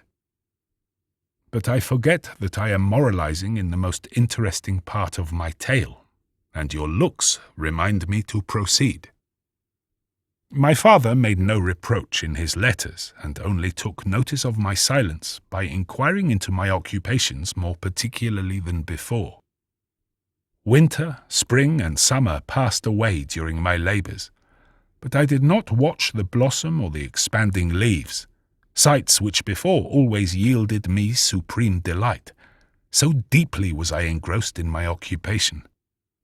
The leaves of that year had withered before my work drew near to a close, and now every day showed me more plainly how well I had succeeded. But my enthusiasm was checked by my anxiety, and I appeared rather like one doomed by slavery to toil in the mines or any other unwholesome trade, than an artist occupied by his favourite employment. Every night I was oppressed by a slow fever, and I became nervous to a most painful degree. a disease that I regretted the more because I had hitherto enjoyed most excellent health, and had always boasted of the firmness of my nerves. But I believed that exercise and amusement would soon drive away such symptoms, and I promised myself both of these when my creation should be complete. Chapter 4. It was on a dreary night of November that I beheld the accomplishment of my toils. With an anxiety that almost amounted to agony, I collected the instruments of life around me, that I might infuse a spark of being into the lifeless thing that lay at my feet. It was already 1 in the morning. The rain pattered dismally against the panes, and my candle was nearly burnt out, when, by the glimmer of the half-extinguished light, I saw the dull yellow eye of the creature open. It breathed hard, and a convulsive motion agitated its limbs. How can I describe my emotions at this catastrophe, or how delineate the wretch whom, with such infinite pains and care, I had endeavoured to form? His limbs were in proportion, and I had selected his features as beautiful. Beautiful! Great God! His yellow skin scarcely covered the work of muscles and arteries beneath. His hair was of lustrous black and flowing, his teeth of a pearly whiteness. But these luxuriances only formed a more horrid contrast with his watery eyes, that seemed almost of the same colour as the dun-white sockets in which they were set, his shrivelled complexion, and straight black lips. The different accidents of life are not so changeable as the feelings of human nature. I had worked hard for nearly 2 years, for the sole purpose of infusing life into an inanimate body. For this I had deprived myself of rest and health. I had desired it with an ardour that far exceeded moderation. But now that I had finished, the beauty of the dream vanished, and breathless horror and disgust filled my heart. Unable to endure the aspect of the being I had created, I rushed out of the room and continued a long time traversing my bedchamber, unable to compose my mind to sleep. At length, lassitude succeeded to the tumult I had before endured, and I threw myself on the bed in my clothes, endeavouring to seek a few moments of forgetfulness. But it was in vain. I slept indeed, but I was disturbed by the wildest dreams. I thought I saw Elizabeth, in the bloom of health, walking in the streets of Ingolstadt. Delighted and surprised, I embraced her. But as I imprinted the first kiss on her lips, they became livid with the hue of death. Her features appeared to change, and I thought that I held the corpse of my dead mother in my arms. A shroud enveloped her form, and I saw the grave worms crawling in the folds of the flannel. I started from my sleep with horror. A cold dew covered my forehead, my teeth chattered, and every limb became convulsed. When, by the dim and yellow light of the moon, as it forced its way through the window shutters, I beheld the wretch, the miserable monster whom I had created, he held up the curtain of the bed, and his eyes, if eyes they may be called, were fixed on me. His jaws opened, and he muttered some inarticulate sounds, while a grin wrinkled his cheeks. He might have spoken, but I did not hear. One hand was stretched out, seemingly to detain me, but I escaped and rushed downstairs. I took refuge in the courtyard belonging to the house which I inhabited, where I remained during the rest of the night, walking up and down in the greatest agitation, listening attentively, catching and fearing each sound as if it were to announce the approach of the demoniacal corpse to which I had so miserably given life. Oh, no mortal could support the horror of that countenance. A mummy again endued with animation, could not be so hideous as that wretch. I had gazed on him while unfinished. He was ugly then, but when those muscles and joints were rendered capable of motion, it became a thing such as even Dante could not have conceived. I passed the night wretchedly. Sometimes my pulse beat so quickly and hardly that I felt the palpitation of every artery. At others, I nearly sank to the ground through languor and extreme weakness. Mingled with this horror, I felt the bitterness of disappointment. Dreams that had been my food and pleasant rest for so long a space were now become a hell to me, and the change was so rapid, the overthrow so complete. Morning, dismal and wet, at length dawned, and discovered to my sleepless and aching eyes the church of Ingolstadt, its white steeple and clock, which indicated the 6th hour. The porter opened the gates of the court, which had that night been my asylum, and I issued into the streets, pacing them with quick steps, as if I sought to avoid the wretch whom I feared every turning of the street would present to my view. I did not dare return to the apartment which I inhabited, but felt impelled to hurry on, although wetted by the rain, which poured from a black and comfortless sky. I continued walking in this manner for some time, endeavouring by bodily exercise to ease the load that weighed upon my mind. I traversed the streets without any clear conception of where I was or what I was doing. My heart palpitated in the sickness of fear, and I hurried on with irregular steps, not daring to look about me, like one who on a lonely road doth walk in fear and dread, and having once turned round, walks on, and turns no more his head, because he knows a frightful fiend doth close behind him tread. Continuing thus, I came at length opposite to the inn at which the various diligences and carriages usually stopped. Here I paused. I knew not why, but I remained some minutes with my eyes fixed on a coach that was coming towards me from the other end of the street. As it drew nearer, I observed that it was the Swiss diligence. It stopped just where I was standing, and on the door being opened, I perceived Henry Clerval, who, on seeing me, instantly sprang out. "My dear Frankenstein," exclaimed he, "how glad I am to see you!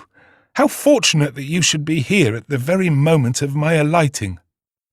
Nothing could equal my delight on seeing Clerval. His presence brought back to my thoughts my father, Elizabeth, and all those scenes of home so dear to my recollection. I grasped his hand, and in a moment forgot my horror and misfortune. I felt suddenly, and for the first time during many months, calm and serene joy. I welcomed my friend, therefore, in the most cordial manner, and we walked towards my college. Clerval continued talking for some time about our mutual friends, and his own good fortune in being permitted to come to Ingolstadt. "You may easily believe," said he, "how great was the difficulty to persuade my father that it was not absolutely necessary for a merchant not to understand anything except bookkeeping. And indeed, I believe I left him incredulous to the last, for his constant answer to my unwearied entreaties was the same as that of the Dutch schoolmaster in the Vicar of Wakefield. 'I have 10,000 florins a year without Greek. I eat heartily without Greek.' But his affection for me at length overcame his dislike of learning, and he has permitted me to undertake a voyage of discovery to the land of knowledge. It gives me the greatest delight to see you. But tell me how you left my father, brothers, and Elizabeth." "Very well, and very happy, only a little uneasy that they hear from you so seldom. By the by, I mean to lecture you a little upon their account myself. But, my dear Frankenstein," continued he, stopping short and gazing full in my face, "I did not before remark how very ill you appear, so thin and pale. You look as if you had been watching for several nights." "You have guessed right. I have lately been so deeply engaged in one occupation that I have not allowed myself sufficient rest, as you see. But I sincerely hope that all these employments are now at an end, and that I am at length free." I trembled excessively. I could not endure to think of, and far less to allude to the occurrences of the preceding night. I walked with a quick pace, and we soon arrived at my college. I then reflected, and the thought made me shiver, that the creature whom I had left in my apartment might still be there, alive and walking about. I dreaded to behold this monster, but I feared still more that Henry should see him. Entreating him therefore to remain a few minutes at the bottom of the stairs, I darted up towards my own room. My hand was already on the lock of the door before I recollected myself. I then paused, and a cold shivering came over me. I threw the door forcibly open, as children are accustomed to do when they expect a spectre to stand in waiting for them on the other side. But nothing appeared. I stepped fearfully in. The apartment was empty, and my bedroom was also freed from its hideous guest. I could hardly believe that so great a good fortune could have befallen me. But when I became assured that my enemy had indeed fled, I clapped my hands for joy and ran down to Clerval. We ascended into my room, and the servant presently brought breakfast. But I was unable to contain myself. It was not joy only that possessed me. I felt my flesh tingle with excess of sensitiveness, and my pulse beat rapidly. I was unable to remain for a single instant in the same place. I jumped over the chairs, clapped my hands, and laughed aloud. Clerval at first attributed my unusual spirits to joy on his arrival. But when he observed me more attentively, he saw a wildness in my eyes for which he could not account, and my loud, unrestrained, heartless laughter frightened and astonished him. "My dear Victor," cried he, "what for God's sake is the matter? Do not laugh in that manner. How ill you are! What is the cause of all this?" "Do not ask me," cried I, putting my hands before my eyes, for I thought I saw the dreaded spectre glide into the room. "He can tell! Oh, save me, save me!" I imagined that the monster seized me. I struggled furiously and fell down in a fit. Poor Clerval! What must have been his feelings? A meeting which he anticipated with such joy so strangely turned to bitterness. But I was not the witness of his grief, for I was lifeless and did not recover my senses for a long, long time. This was the commencement of a nervous fever which confined me for several months. During all that time Henry was my only nurse. I afterwards learned that, knowing my father's advanced age and unfitness for so long a journey, and how wretched my sickness would make Elizabeth, he spared them this grief by concealing the extent of my disorder. He knew that I could not have a more kind and attentive nurse than himself, and firm in the hope he felt of my recovery, he did not doubt that instead of doing harm, he performed the kindest action that he could towards them. But I was in reality very ill, and surely nothing but the unbounded and unremitting attentions of my friend could have restored me to life.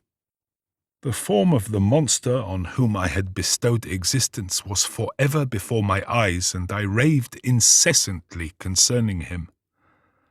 Doubtless my words surprised Henry. He at first believed them to be the wanderings of my disturbed imagination, but the pertinacity with which I continually recurred to the same subject persuaded him that my disorder indeed owed its origin to some uncommon and terrible event. By very slow degrees, and with frequent relapses that alarmed and grieved my friend, I recovered. I remember the first time I became capable of observing outward objects with any kind of pleasure. I perceived that the fallen leaves had disappeared, and that the young buds were shooting forth from the trees that shaded my window. It was a divine spring, and the season contributed greatly to my convalescence. I felt also sentiments of joy and affection revive in my bosom. My gloom disappeared, and in a short time I became as cheerful as before I was attacked by the fatal passion. "Dearest Clerval," exclaimed I, "how kind, how very good you are to me! This whole winter, instead of being spent in study as you promised yourself, has been consumed in my sick room. How shall I ever repay you? I feel the greatest remorse for the disappointment of which I have been the occasion, but you will forgive me. You will repay me entirely if you do not discompose yourself, but get well as fast as you can. And since you appear in such good spirits, I may speak to you on one subject, may I not?" I trembled. One subject? What could it be? Could he allude to an object on whom I dared not even think? "Compose yourself," said Clerval, who observed my change of colour. "I will not mention it if it agitates you, but your father and cousin would be very happy if they received a letter from you in your own handwriting. They hardly know how ill you have been, and are uneasy at your long silence." "Is that all, my dear Henry? How could you suppose that my first thought would not fly towards those dear, dear friends whom I love, and who are so deserving of my love? If this is your present temper, my friend, you will perhaps be glad to see a letter that has been lying here some days for you. It is from your cousin, I believe." Chapter 5. Clerval then put the following letter into my hands. "To V. Frankenstein, my dear cousin, I cannot describe to you the uneasiness we have all felt concerning your health. We cannot help imagining that your friend Clerval conceals the extent of your disorder, for it is now several months since we have seen your handwriting, and all this time you have been obliged to dictate your letters to Henry. Surely, Victor, you must have been exceedingly ill, and this makes us all very wretched, as much so nearly as after the death of your dear mother. My uncle was almost persuaded that you were indeed dangerously ill, and could hardly be restrained from undertaking a journey to Ingolstadt. Clerval always writes that you are getting better. I eagerly hope that you will confirm this intelligence soon in your own handwriting, for indeed, Victor, we are all very miserable on this account. Relieve us from this fear, and we shall be the happiest creatures in the world. Your father's health is now so vigorous that he appears 10 years younger since last winter. Ernest is also so much improved that you would hardly know him. He is now nearly 16, and has lost that sickly appearance which he had some years ago. He has grown quite robust and active. My uncle and I conversed a long time last night about what profession Ernest should follow. His constant illness when young has deprived him of the habits of application, and now that he enjoys good health, he is continually in the open air, climbing the hills or rowing on the lake. I therefore proposed that he should be a farmer, which you know, cousin, is a favourite scheme of mine. A farmer's is a very healthy, happy life, and the least hurtful, or rather the most beneficial profession of any. My uncle had an idea of his being educated as an advocate, that through his interest he might become a judge. But, besides that he is not at all fitted for such an occupation, it is certainly more creditable to cultivate the earth for the sustenance of man, than to be the confidant and sometimes the accomplice of his vices, which is the profession of a lawyer. I said that the employments of a prosperous farmer, if they were not a more honourable, they were at least a happier species of occupation than that of a judge, whose misfortune it was always to meddle with the dark side of human nature. My uncle smiled and said that I ought to be an advocate myself, which put an end to the conversation on that subject. And now I must tell you a little story that will please and perhaps amuse you. Do you not remember Justine Moritz? Probably you do not. I will relate her history, therefore, in a few words. Madame Moritz, her mother, was a widow with 4 children, of whom Justine was the 3rd. This girl had always been the favourite of her father, but through a strange perversity, her mother could not endure her, and after the death of Monsieur Moritz, treated her very ill. My aunt observed this, and when Justine was 12 years of age, prevailed on her mother to allow her to live at her house. The republican institutions of our country have produced simpler and happier manners than those which prevail in the great monarchies that surround it. Hence there is less distinction between the several classes of its inhabitants, and the lower orders being neither so poor nor so despised, their manners are more refined and moral. A servant in Geneva does not mean the same thing as a servant in France and England. Justine, thus received in our family, learned the duties of a servant, a condition which, in our fortunate country, does not include the idea of ignorance and a sacrifice of the dignity of a human being. After what I have said, I dare say you well remember the heroine of my little tale, for Justine was a great favourite of yours, and I recollect you once remarked that if you were in an ill humour, one glance from Justine could dissipate it, for the same reason that Ariosto gives concerning the beauty of Angelica. She looked so frank-hearted and happy. My aunt conceived a great attachment for her, by which she was induced to give her an education superior to that which she had at first intended. This benefit was fully repaid. Justine was the most grateful little creature in the world. I do not mean that she made any professions, I never heard one pass her lips, but you could see by her eyes that she almost adored her protectress. Although her disposition was gay and in many respects inconsiderate, yet she paid the greatest attention to every gesture of my aunt. She thought her the model of all excellence and endeavoured to imitate her phraseology and manners, so that even now she often reminds me of her. When my dearest aunt died, everyone was too much occupied in their own grief to notice poor Justine, who had attended her during her illness with the most anxious affection. Poor Justine was very ill, but other trials were reserved for her. One by one her brothers and sister died, and her mother, with the exception of her neglected daughter, was left childless. The conscience of the woman was troubled. She began to think that the deaths of her favourites was a judgment from heaven to chastise her partiality. She was a Roman Catholic, and I believe her confessor confirmed the idea which she had conceived. Accordingly, a few months after your departure for Ingolstadt, Justine was called home by her repentant mother. Poor girl, she wept when she quitted our house. She was much altered since the death of my aunt. Grief had given softness and winning mildness to her manners, which had before been remarkable for vivacity. Nor was her residence at her mother's house of a nature to restore her gaiety. The poor woman was very vacillating in her repentance. She sometimes begged Justine to forgive her unkindness, but much oftener accused her of having caused the deaths of her brothers and sister.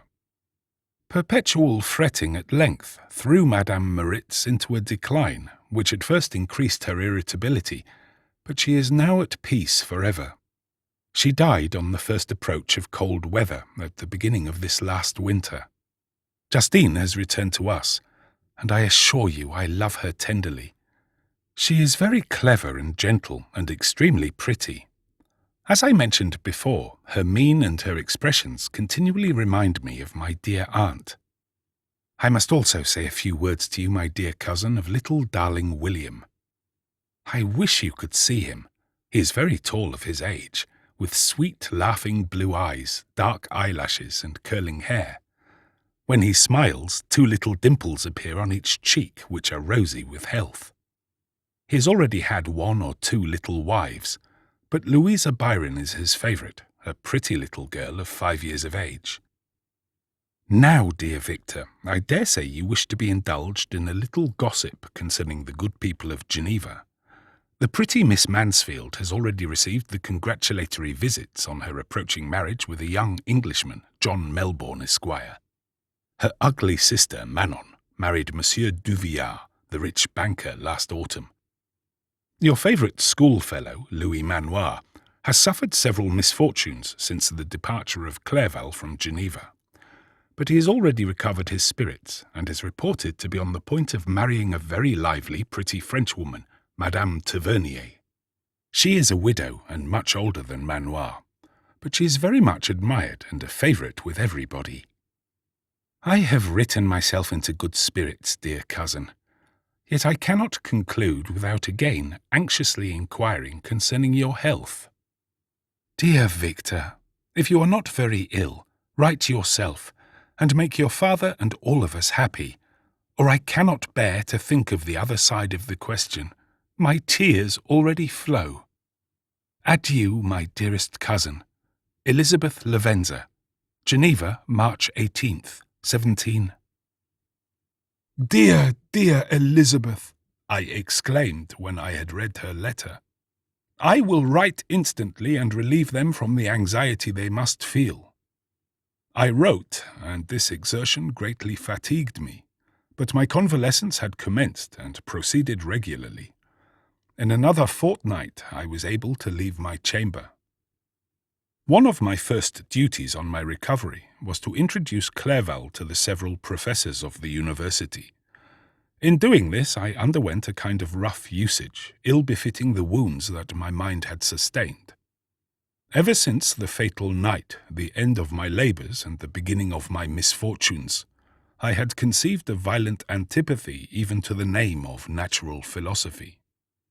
When I was otherwise quite restored to health, the sight of a chemical instrument would renew all the agony of my nervous symptoms. Henry saw this, and had removed all my apparatus from my view. He had also changed my apartment, for he perceived that I had acquired a dislike for the room which had previously been my laboratory. But these cares of Clerval were made of no avail when I visited the professors. Monsieur Waldman inflicted torture when he praised with kindness and warmth the astonishing progress I had made in the sciences. He soon perceived that I disliked the subject, but not guessing the real cause, he attributed my feelings to modesty and changed the subject from my improvement to the science itself, with a desire, as I evidently saw, of drawing me out. What could I do? He meant to please, and he tormented me. I felt as if he had placed carefully, one by one in my view, those instruments which were to be afterwards used in putting me to a slow and cruel death. I writhed under his words, yet dared not exhibit the pain I felt. Clerval, whose eyes and feelings were always quick in discerning the sensations of others, declined the subject, alleging in excuse his total ignorance, and the conversation took a more general turn. I thanked my friend from my heart, but I did not speak. I saw plainly that he was surprised, but he never attempted to draw my secret from me. And although I loved him with a mixture of affection and reverence that knew no bounds, yet I could never persuade myself to confide to him that event which was so often present to my recollection, but which I feared the detail to another would only impress more deeply. Monsieur Krempe was not equally docile, and in my condition at that time of almost insupportable sensitiveness, his harsh, blunt encomiums gave me even more pain than the benevolent approbation of Monsieur Waldman. "Damn the fellow!" cried he. "Why, Monsieur Clerval, I assure you he has outstripped us all. Aye, stare if you please, but it is nevertheless true. A youngster who, but a few years ago, believed Cornelius Agrippa as firmly as the gospel, has now set himself at the head of the university, and if he is not soon pulled down, we shall all be out of countenance. Aye, aye," continued he, observing my face expressive of suffering. "Monsieur Frankenstein is modest, an excellent quality in a young man. Young men should be diffident of themselves, you know, Monsieur Clerval. I was myself when young, but that wears out in a very short time. Monsieur Krempe had now commenced an eulogy on himself, which happily turned the conversation from a subject that was so annoying to me. Clerval was no natural philosopher. His imagination was too vivid for the minutiae of science. Languages were his principal study, and he sought, by acquiring their elements, to open a field for self-instruction on his return to Geneva. Persian, Arabic, and Hebrew gained his attention after he had made himself perfectly master of Greek and Latin. For my own part, idleness had ever been irksome to me, and now that I wished to fly from reflection and hated my former studies, I felt great relief in being the fellow pupil with my friend, and found not only instruction but consolation in the works of the Orientalists. Their melancholy is soothing, and their joy elevating to a degree I never experienced in studying the authors of any other country. When you read their writings, life appears to consist in a warm sun and garden of roses, in the smiles and frowns of a fair enemy, and the fire that consumes your own heart. How different from the manly and heroical poetry of Greece and Rome! Summer passed away in these occupations, and my return to Geneva was fixed for the latter end of autumn. But being delayed by several accidents, winter and snow arrived, the roads were deemed impassable, and my journey was retarded until the ensuing spring. I felt this delay very bitterly, for I longed to see my native town and my beloved friends. My return had only been delayed so long from an unwillingness to leave Clerval in a strange place, before he had become acquainted with any of its inhabitants. The winter, however, was spent cheerfully, and although the spring was uncommonly late when it came, its beauty compensated for its dilatoriness. The month of May had already commenced, and I expected the letter daily which was to fix the date of my departure, when Henry proposed a pedestrian tour in the environs of Ingolstadt, that I might bid a personal farewell to the country I had so long inhabited. I acceded with pleasure to this proposition. I was fond of exercise, and Clerval had always been my favourite companion in the rambles of this nature that I had taken among the scenes of my native country. We passed a fortnight in these perambulations. My health and spirits had long been restored, and I gained additional strength from the salubrious air I breathed, the natural incidents of our progress, and the conversation of my friend. Study had before secluded me from the intercourse of my fellow creatures and rendered me unsocial, but Clerval called forth the better feelings of my heart. He again taught me to love the aspect of nature and the cheerful faces of children. Excellent friend! How sincerely did you love me and endeavour to elevate my mind until it was on a level with your own. A selfish pursuit had cramped and narrowed me until your gentleness and affection warmed and opened my senses. I became the same happy creature who a few years ago, loving and beloved by all, had no sorrow or care. When happy, inanimate nature had the power of bestowing on me the most delightful sensations. A serene sky and verdant fields filled me with ecstasy. The present season was indeed divine. The flowers of spring bloomed in the hedges, while those of summer were already in bud.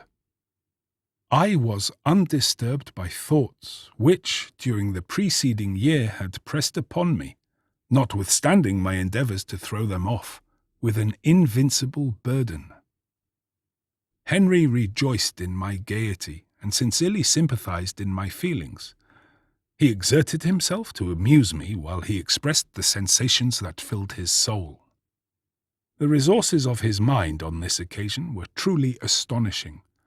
His conversation was full of imagination, and very often, in imitation of the Persian and Arabic writers, he invented tales of wonderful fancy and passion. At other times he repeated my favourite poems, or drew me out into arguments which he supported with great ingenuity. We returned to our college on a Sunday afternoon. The peasants were dancing, and everyone we met appeared gay and happy. My own spirits were high, and I bounded along with feelings of unbridled joy and hilarity. Chapter 6. On my return, I found the following letter from my father. To V. Frankenstein.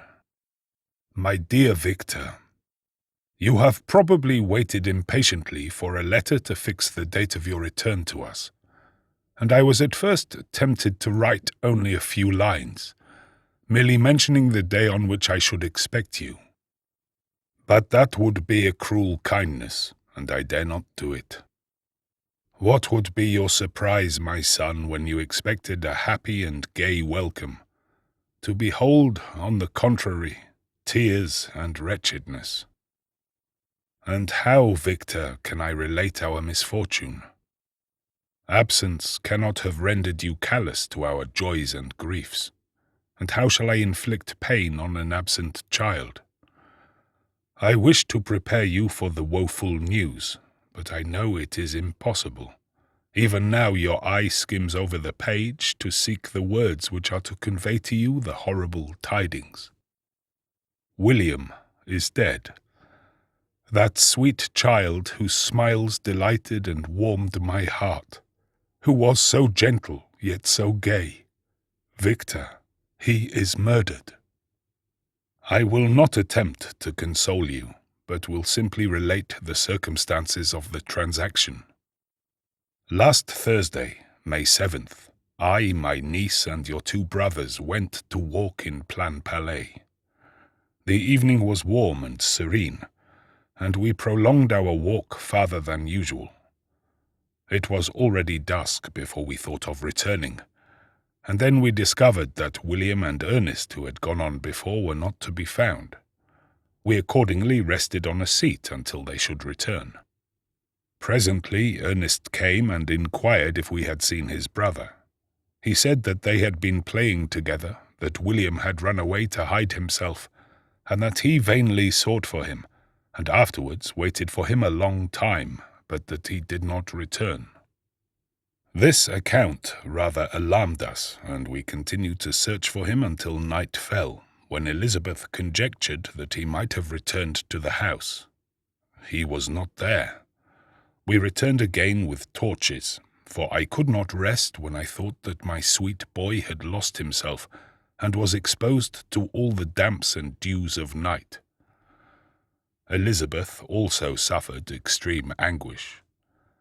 About 5 in the morning I discovered my lovely boy, whom the night before I had seen blooming and active in health, stretched on the grass, livid and motionless.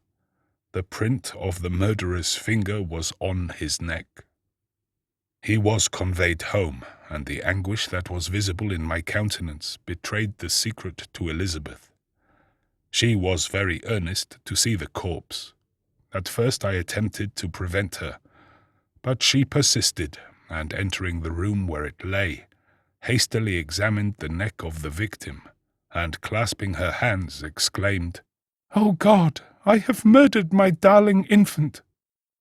She fainted, and was restored with extreme difficulty. When she again lived, it was only to weep and sigh.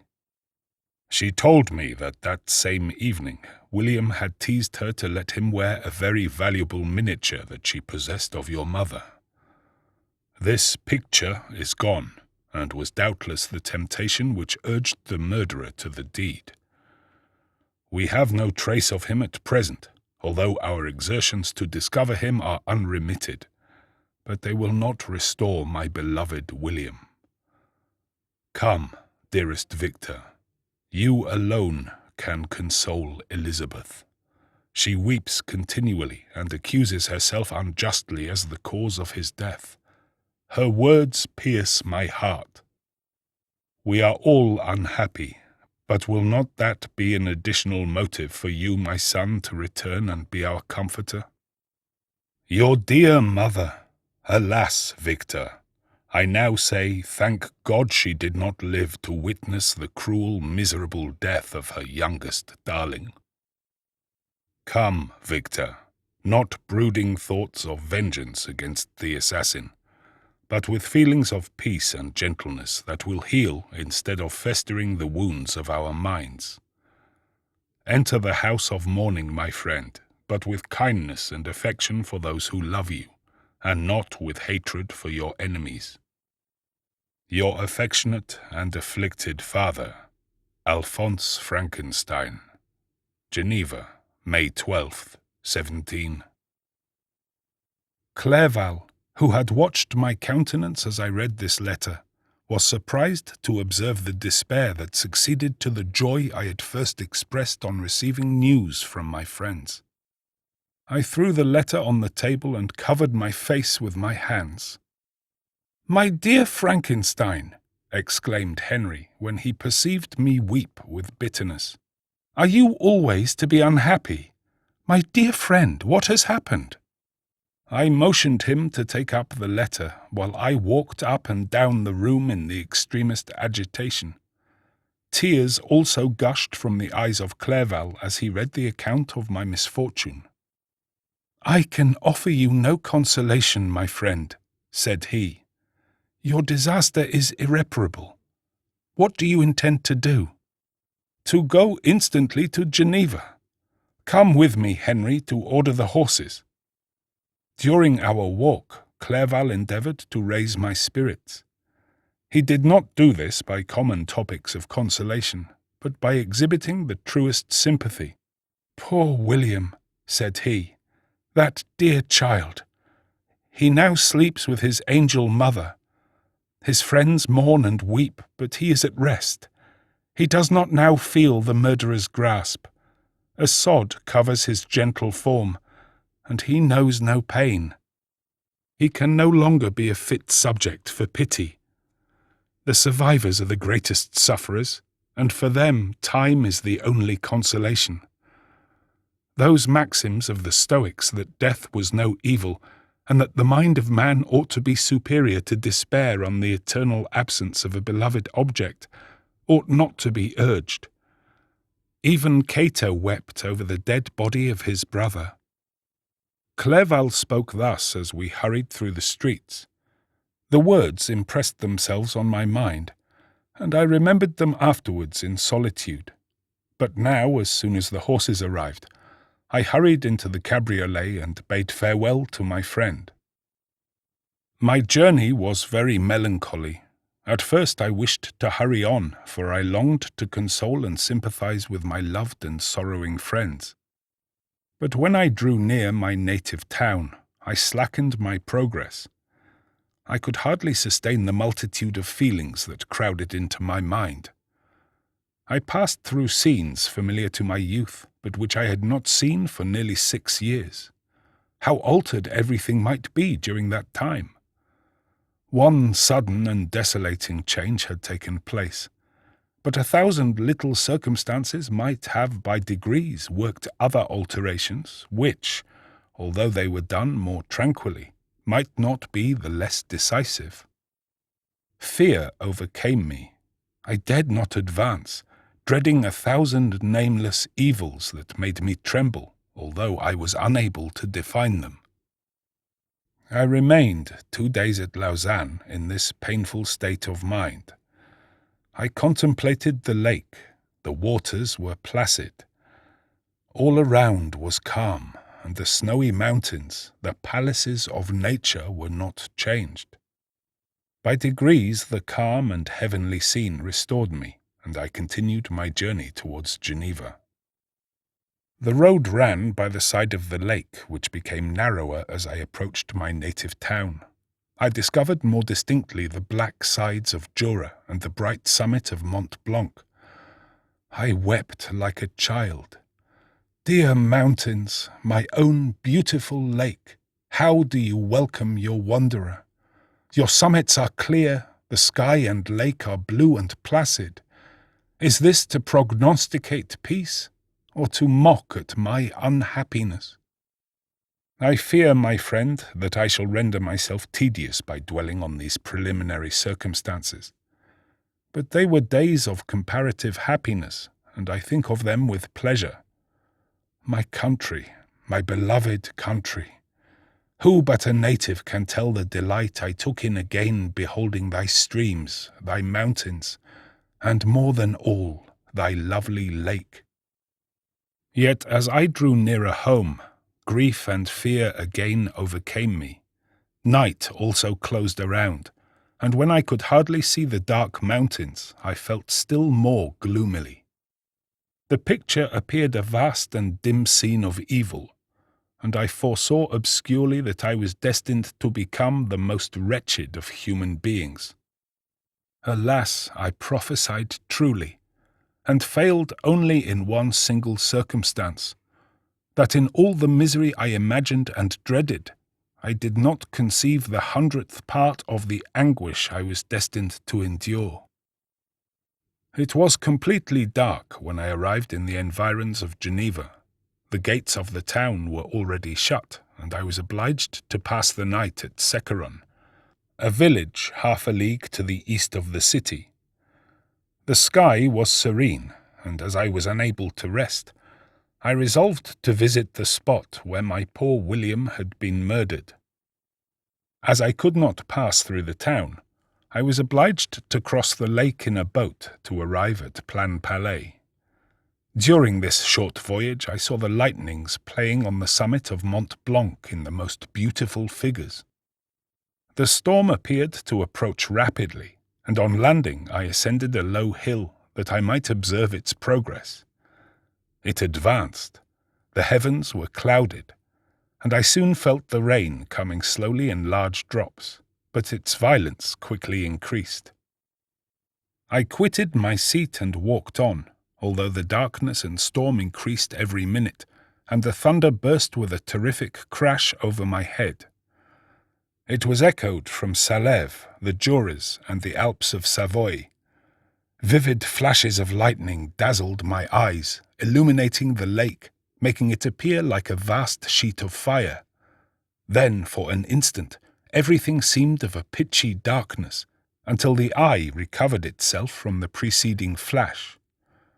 The storm, as is often the case in Switzerland, appeared at once in various parts of the heavens. The most violent storm hung exactly north of the town, over that part of the lake which lies between the promontory of Belle-Rive and the village of Coppet. Another storm enlightened Jura with faint flashes, and another darkened and sometimes disclosed the Mole, a peaked mountain to the east of the lake. While I watched the storm, so beautiful yet terrific, I wandered on with a hasty step. This noble war in the sky elevated my spirits. I clasped my hands and exclaimed aloud, "William, dear angel, this is thy funeral, this thy dirge." As I said these words, I perceived in the gloom a figure which stole from behind a clump of trees near me. I stood fixed, gazing intently. I could not be mistaken.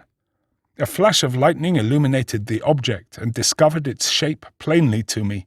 Its gigantic stature and the deformity of its aspect, more hideous than belongs to humanity, instantly informed me that it was the wretch, the filthy demon to whom I had given life. What did he there? Could he be? I shuddered at the conception. The murderer of my brother.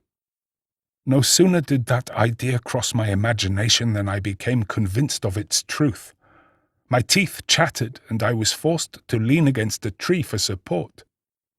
The figure passed me quickly, and I lost it in the gloom. Nothing in human shape could have destroyed that fair child. He was the murderer. I could not doubt it. The mere presence of the idea was an irresistible proof of the fact. I thought of pursuing the devil, but it would have been in vain, for another flash discovered him to me hanging among the rocks of the nearly perpendicular ascent of Mont Salève, a hill that bounds Plainpalais on the south. He soon reached the summit and disappeared. I remained motionless. The thunder ceased, but the rain still continued and the scene was enveloped in an impenetrable darkness. I revolved in my mind the events which I had until now sought to forget, the whole train of my progress towards the creation, the appearance of the work of my own hands alive at my bedside, its departure. 2 years had now nearly elapsed since the night on which he first received life, and was this his first crime? Alas, I had turned loose into the world a depraved wretch, whose delight was in carnage and misery. Had he not murdered my brother?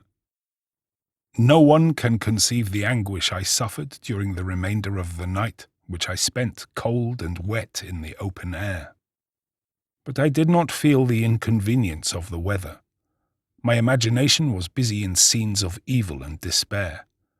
I considered the being whom I had cast among mankind and endowed with the will and power to effect purposes of horror, such as the deed which he had now done, nearly in the light of my own vampire, my own spirit let loose from the grave, and forced to destroy all that was dear to me. Day dawned, and I directed my steps towards the town. The gates were open, and I hastened to my father's house. My first thought was to discover what I knew of the murderer and cause instant pursuit to be made. But I paused when I reflected on the story that I had to tell. A being, whom I myself had formed and endued with life, had met me at midnight among the precipices of an inaccessible mountain. I remembered also the nervous fever with which I had been seized just at the time that I dated my creation, and which would give an air of delirium to a tale otherwise so utterly improbable. I well knew that if any other had communicated such a relation to me, I should have looked upon it as the ravings of insanity. Besides, the strange nature of the animal would elude all pursuit, even if I were so far credited as to persuade my relatives to commence it. Besides, of what use would be pursuit? Who could arrest a creature capable of scaling the overhanging sides of Mont Salève? These reflections determined me, and I resolved to remain silent. It was about 5 in the morning when I entered my father's house. I told the servants not to disturb the family, and went into the library to attend their usual hour of rising. 6 years had elapsed, passed as a dream but for one indelible trace, and I stood in the same place where I had last embraced my father before my departure for Ingolstadt. Beloved and respectable parent, he still remained to me. I gazed on the picture of my mother which stood over the mantelpiece. It was an historical subject, painted at my father's desire, and represented Caroline Beaufort in an agony of despair, kneeling by the coffin of her dead father. Her garb was rustic and her cheek pale, but there was an air of dignity and beauty that hardly permitted the sentiment of pity. Below this picture was a miniature of William, and my tears flowed when I looked upon it. While I was thus engaged, Ernest entered. He had heard me arrive and hastened to welcome me. He expressed a sorrowful delight to see me. "Welcome, my dearest Victor," said he. "Ah, I wish you had come 3 months ago, and then you would have found us all joyous and delighted. But we are now unhappy, and I am afraid tears instead of smiles will be your welcome. Our father looks so sorrowful. This dreadful event seems to have revived in his mind his grief on the death of Mamma. Poor Elizabeth also is quite inconsolable." Ernest began to weep as he said these words. "Do not," said I, "welcome me thus. Try to be more calm, that I may not be absolutely miserable the moment I enter my father's house after so long an absence. But tell me, how does my father support his misfortunes? And how is my poor Elizabeth? She indeed requires consolation. She accused herself of having caused the death of my brother, and that made her very wretched. But since the murderer has been discovered—" "The murderer discovered? Good God! How can that be? Who could attempt to pursue him? It is impossible. One might as well try to overtake the winds or confine a mountain stream with a straw. I do not know what you mean, but we were all very unhappy when she was discovered. No one would believe it at first, and even now Elizabeth will not be convinced, notwithstanding all the evidence. Indeed, who would credit that Justine Moritz, who was so amiable and fond of all the family, could all at once become so extremely wicked? Justine Moritz! Poor, poor girl! Is she the accused? But it is wrongfully. Everyone knows that. No one believes it, surely, Ernest. No one did at first, but several circumstances came out that have almost forced conviction upon us, and her own behaviour has been so confused as to add to the evidence of facts a weight that, I fear, leaves no hope for doubt. But she will be tried today, and you will then hear all." He related that the morning on which the murder of poor William had been discovered, Justine had been taken ill and confined to her bed, and after several days, one of the servants, happening to examine the apparel she had worn on the night of the murder, had discovered in her pocket the picture of my mother, which had been judged to be the temptation of the murderer. The servant instantly showed it to one of the others, who, without saying a word to any of the family, went to a magistrate, and upon their deposition Justine was apprehended.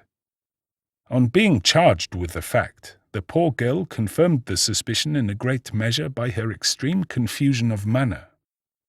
This was a strange tale, but it did not shake my faith, and I replied earnestly, "You are all mistaken. I know the murderer. Justine, poor good Justine, is innocent." At that instant my father entered. I saw unhappiness deeply impressed on his countenance, but he endeavoured to welcome me cheerfully, and after we had exchanged our mournful greeting, would have introduced some other topic than that of our disaster, had not Ernest exclaimed, "Good God, Papa! Victor says that he knows who was the murderer of poor William." "We do also, unfortunately," replied my father, "for indeed I had rather have been for ever ignorant than have discovered so much depravity and ingratitude in one I valued so highly." "My dear father, you are mistaken. Justine is innocent." "If she is, God forbid that she should suffer as guilty. She is to be tried today, and I sincerely hope that she will be acquitted." This speech calmed me. I was firmly convinced in my own mind that Justine, and indeed every human being, was guiltless of this murder. I had no fear, therefore, that any circumstantial evidence could be brought forward strong enough to convict her, and in this assurance I calmed myself, expecting the trial with eagerness, but without prognosticating an evil result. We were soon joined by Elizabeth. Time had made great alterations in her form since I had last beheld her. 6 years before, she had been a pretty, good-humoured girl whom everyone loved and caressed. She was now a woman in stature and expression of countenance, which was uncommonly lovely. An open and capacious forehead gave indications of a good understanding, joined to great frankness of disposition. Her eyes were hazel and expressive of mildness, now through recent affliction allied to sadness. Her hair was of a rich dark auburn, her complexion fair, and her figure slight and graceful. She welcomed me with the greatest affection. "Your arrival, my dear cousin," said she, "fills me with hope. You perhaps will find some means to justify my poor guiltless Justine. Alas, who is safe if she be convicted of crime? I rely on her innocence as certainly as I do upon my own. Our misfortune is doubly hard to us. We have not only lost that lovely darling boy, but this poor girl, whom I sincerely love, is to be torn away by even a worse fate. If she is condemned, I never shall know joy more. But she will not, I am sure she will not, and then I shall be happy again, even after the sad death of my little William." "She is innocent, my Elizabeth," said I, and that shall be proved. Fear nothing, but let your spirits be cheered by the assurance of her acquittal. How kind you are! Everyone else believes in her guilt, and that made me wretched, for I knew that it was impossible, and to see everyone else prejudiced in so deadly a manner rendered me hopeless and despairing." She wept. "Sweet niece," said my father, "dry your tears. If she is, as you believe, innocent, rely on the justice of our judges, and the activity with which I shall prevent the slightest shadow of partiality." Chapter 7. We passed a few sad hours until 11 o'clock, when the trial was to commence. My father and the rest of the family being obliged to attend as witnesses, I accompanied them to the court. During the whole of this wretched mockery of justice, I suffered living torture. It was to be decided whether the result of my curiosity and lawless devices would cause the death of two of my fellow beings, one a smiling babe full of innocence and joy, the other far more dreadfully murdered, with every aggravation of infamy that could make the murder memorable in horror. Justine also was a girl of merit, and possessed qualities which promised to render her life happy. Now all was to be obliterated in an ignominious grave, and I the cause. 1,000 times rather would I have confessed myself guilty of the crime ascribed to Justine.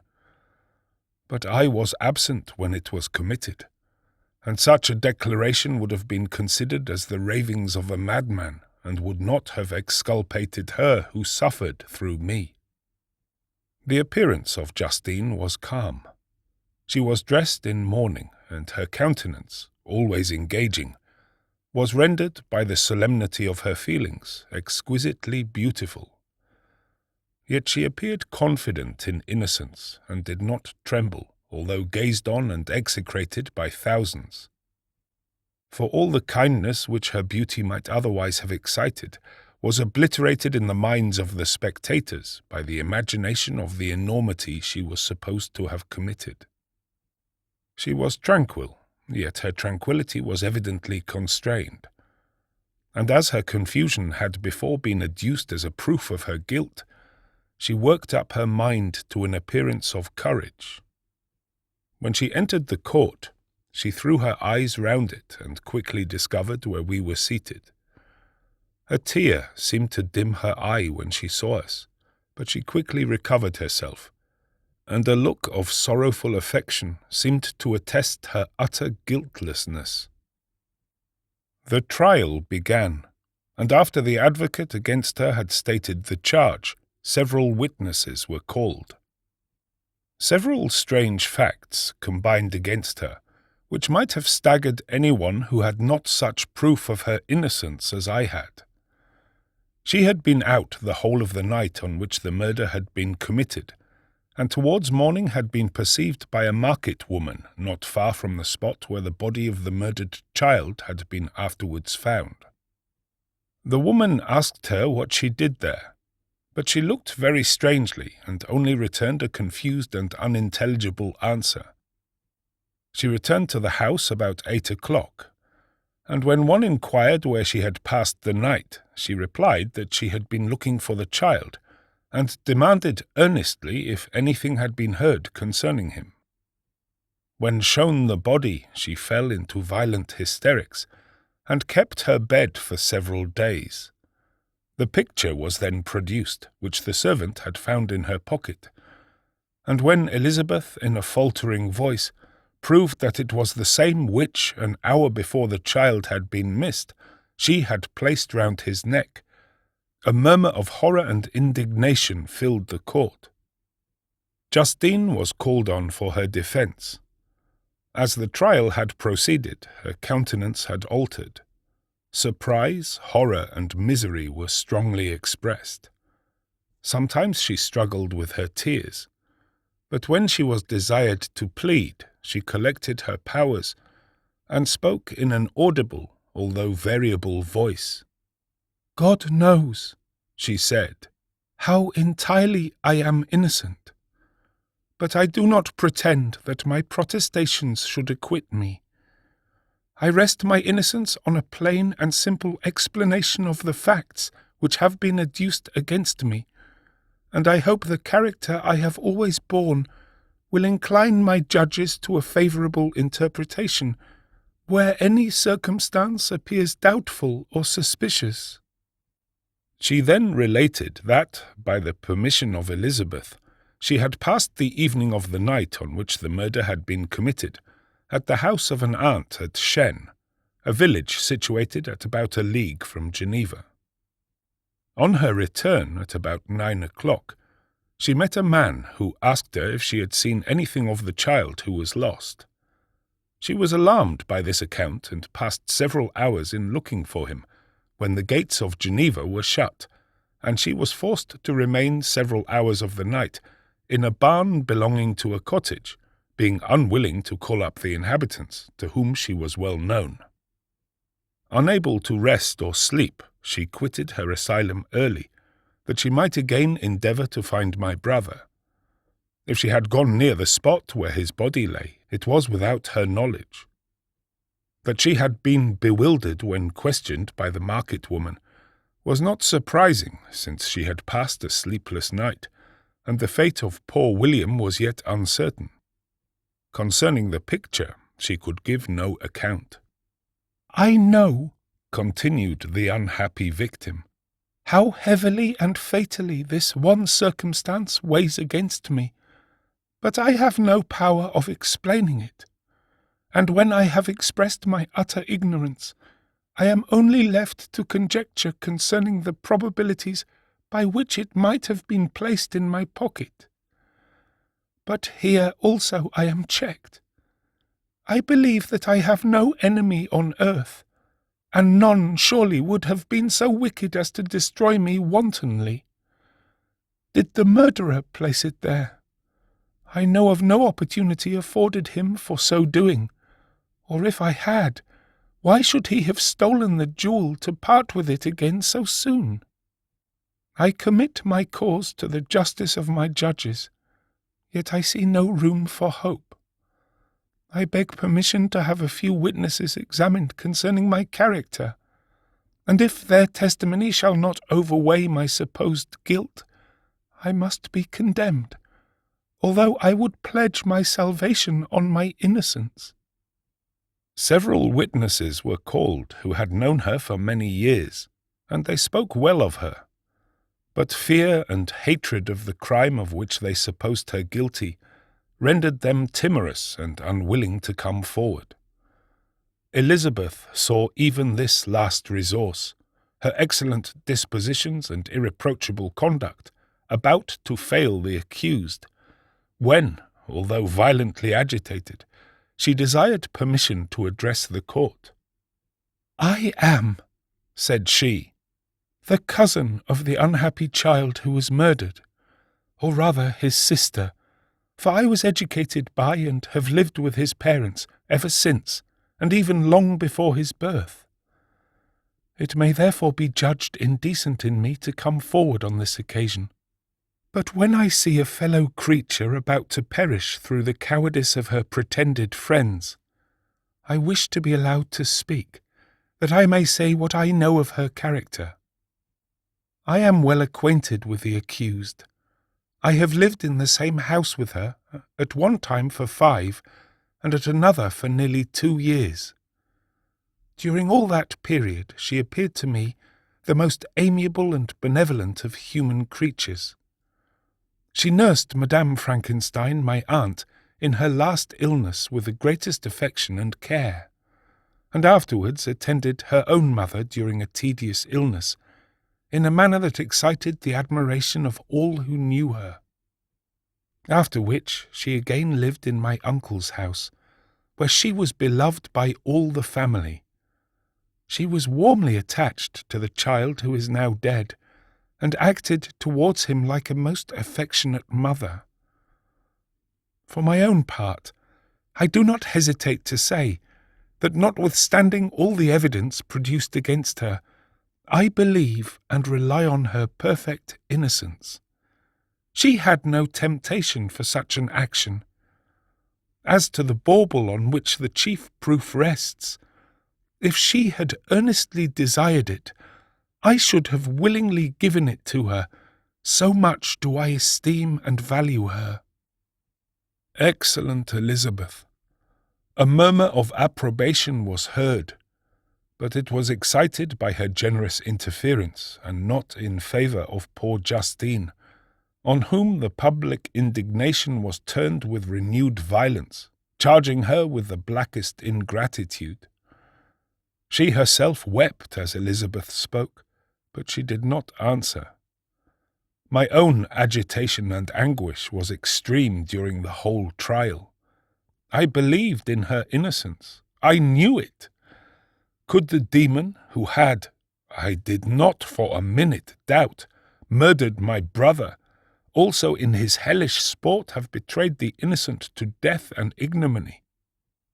I could not sustain the horror of my situation, and when I perceived that the popular voice and the countenances of the judges had already condemned my unhappy victim, I rushed out of the court in agony.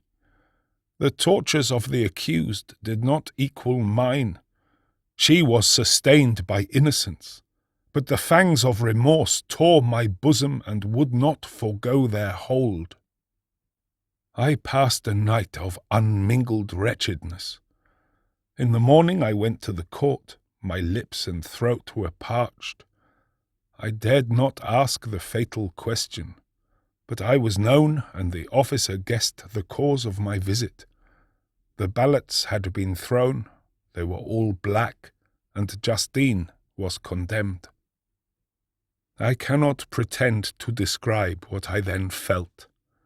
I had before experienced sensations of horror, and I have endeavoured to bestow upon them adequate expressions. But words cannot convey an idea of the heart-sickening despair that I then endured. The person to whom I addressed myself added that Justine had already confessed her guilt. "That evidence," he observed, "was hardly required in so glaring a case, but I am glad of it, and indeed none of our judges like to condemn a criminal upon circumstantial evidence, be it ever so decisive."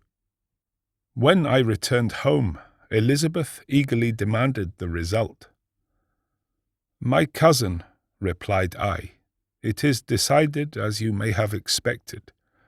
All judges had rather that 10 innocent should suffer than that 1 guilty should escape.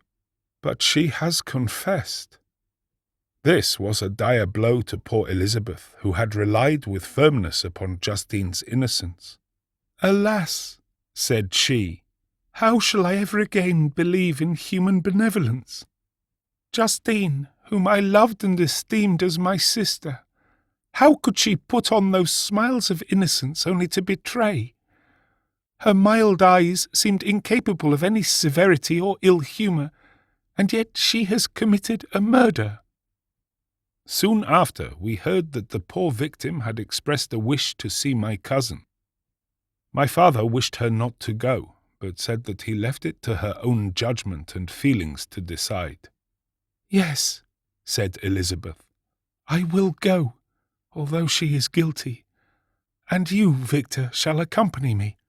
I cannot go alone." The idea of this visit was torture to me, yet I could not refuse. We entered the gloomy prison chamber and beheld Justine sitting on some straw at the further end. Her hands were manacled and her head rested on her knees.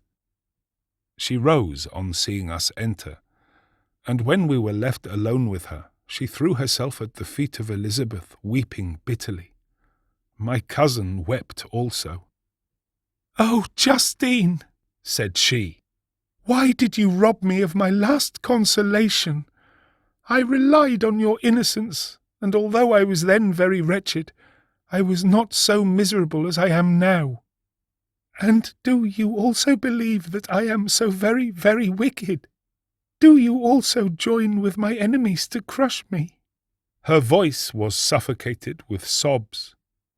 "Rise, my poor girl," said Elizabeth. "Why do you kneel if you are innocent? I am not one of your enemies.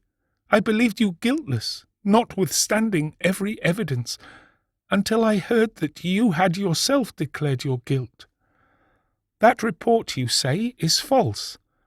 And be assured, dear Justine, that nothing can shake my confidence in you for a moment but your own confession."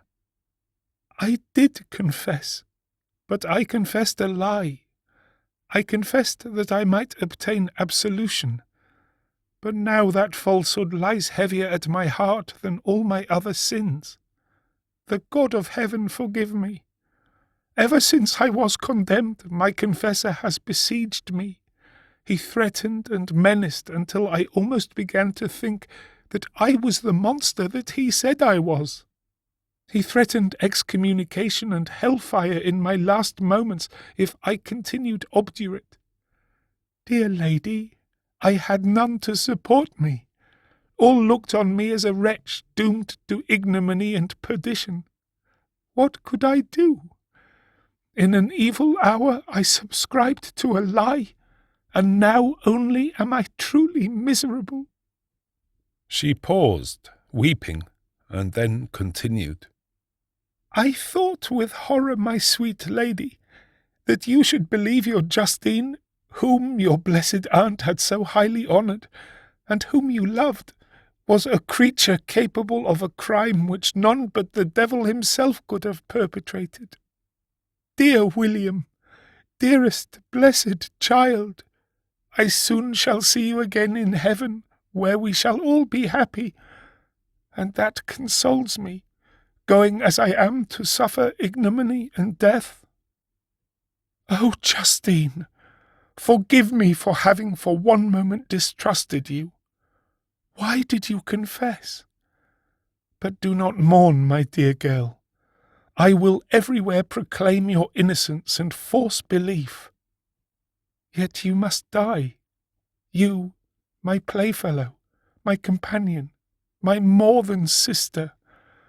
I never can survive so horrible a misfortune. Dear sweet Elizabeth, do not weep. You ought to raise me with thoughts of a better life, and elevate me from the petty cares of this world of injustice and strife. Do not, you excellent friend, drive me to despair. I will try to comfort you, but this, I fear, is an evil too deep and poignant to admit of consolation, for there is no hope. Yet heaven bless thee, my dearest Justine, with resignation and a confidence elevated beyond this world. Oh, how I hate its shows and mockeries! When one creature is murdered, another is immediately deprived of life in a slow, torturing manner. Then the executioners, their hands yet reeking with the blood of innocence, believe that they have done a great deed. They call this retribution. Hateful name! When that word is pronounced, I know greater and more horrid punishments are going to be inflicted than the gloomiest tyrant has ever invented to satiate his utmost revenge. Yet this is not consolation for you, my Justine, unless indeed that you may glory in escaping from so miserable a den. Alas! I would I were in peace with my aunt and my lovely William, escaped from a world which is hateful to me, and the visages of men which I abhor. Justine smiled languidly. This, dear lady, is despair, and not resignation.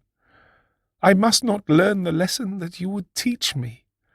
Talk of something else, something that will bring peace and not increase of misery.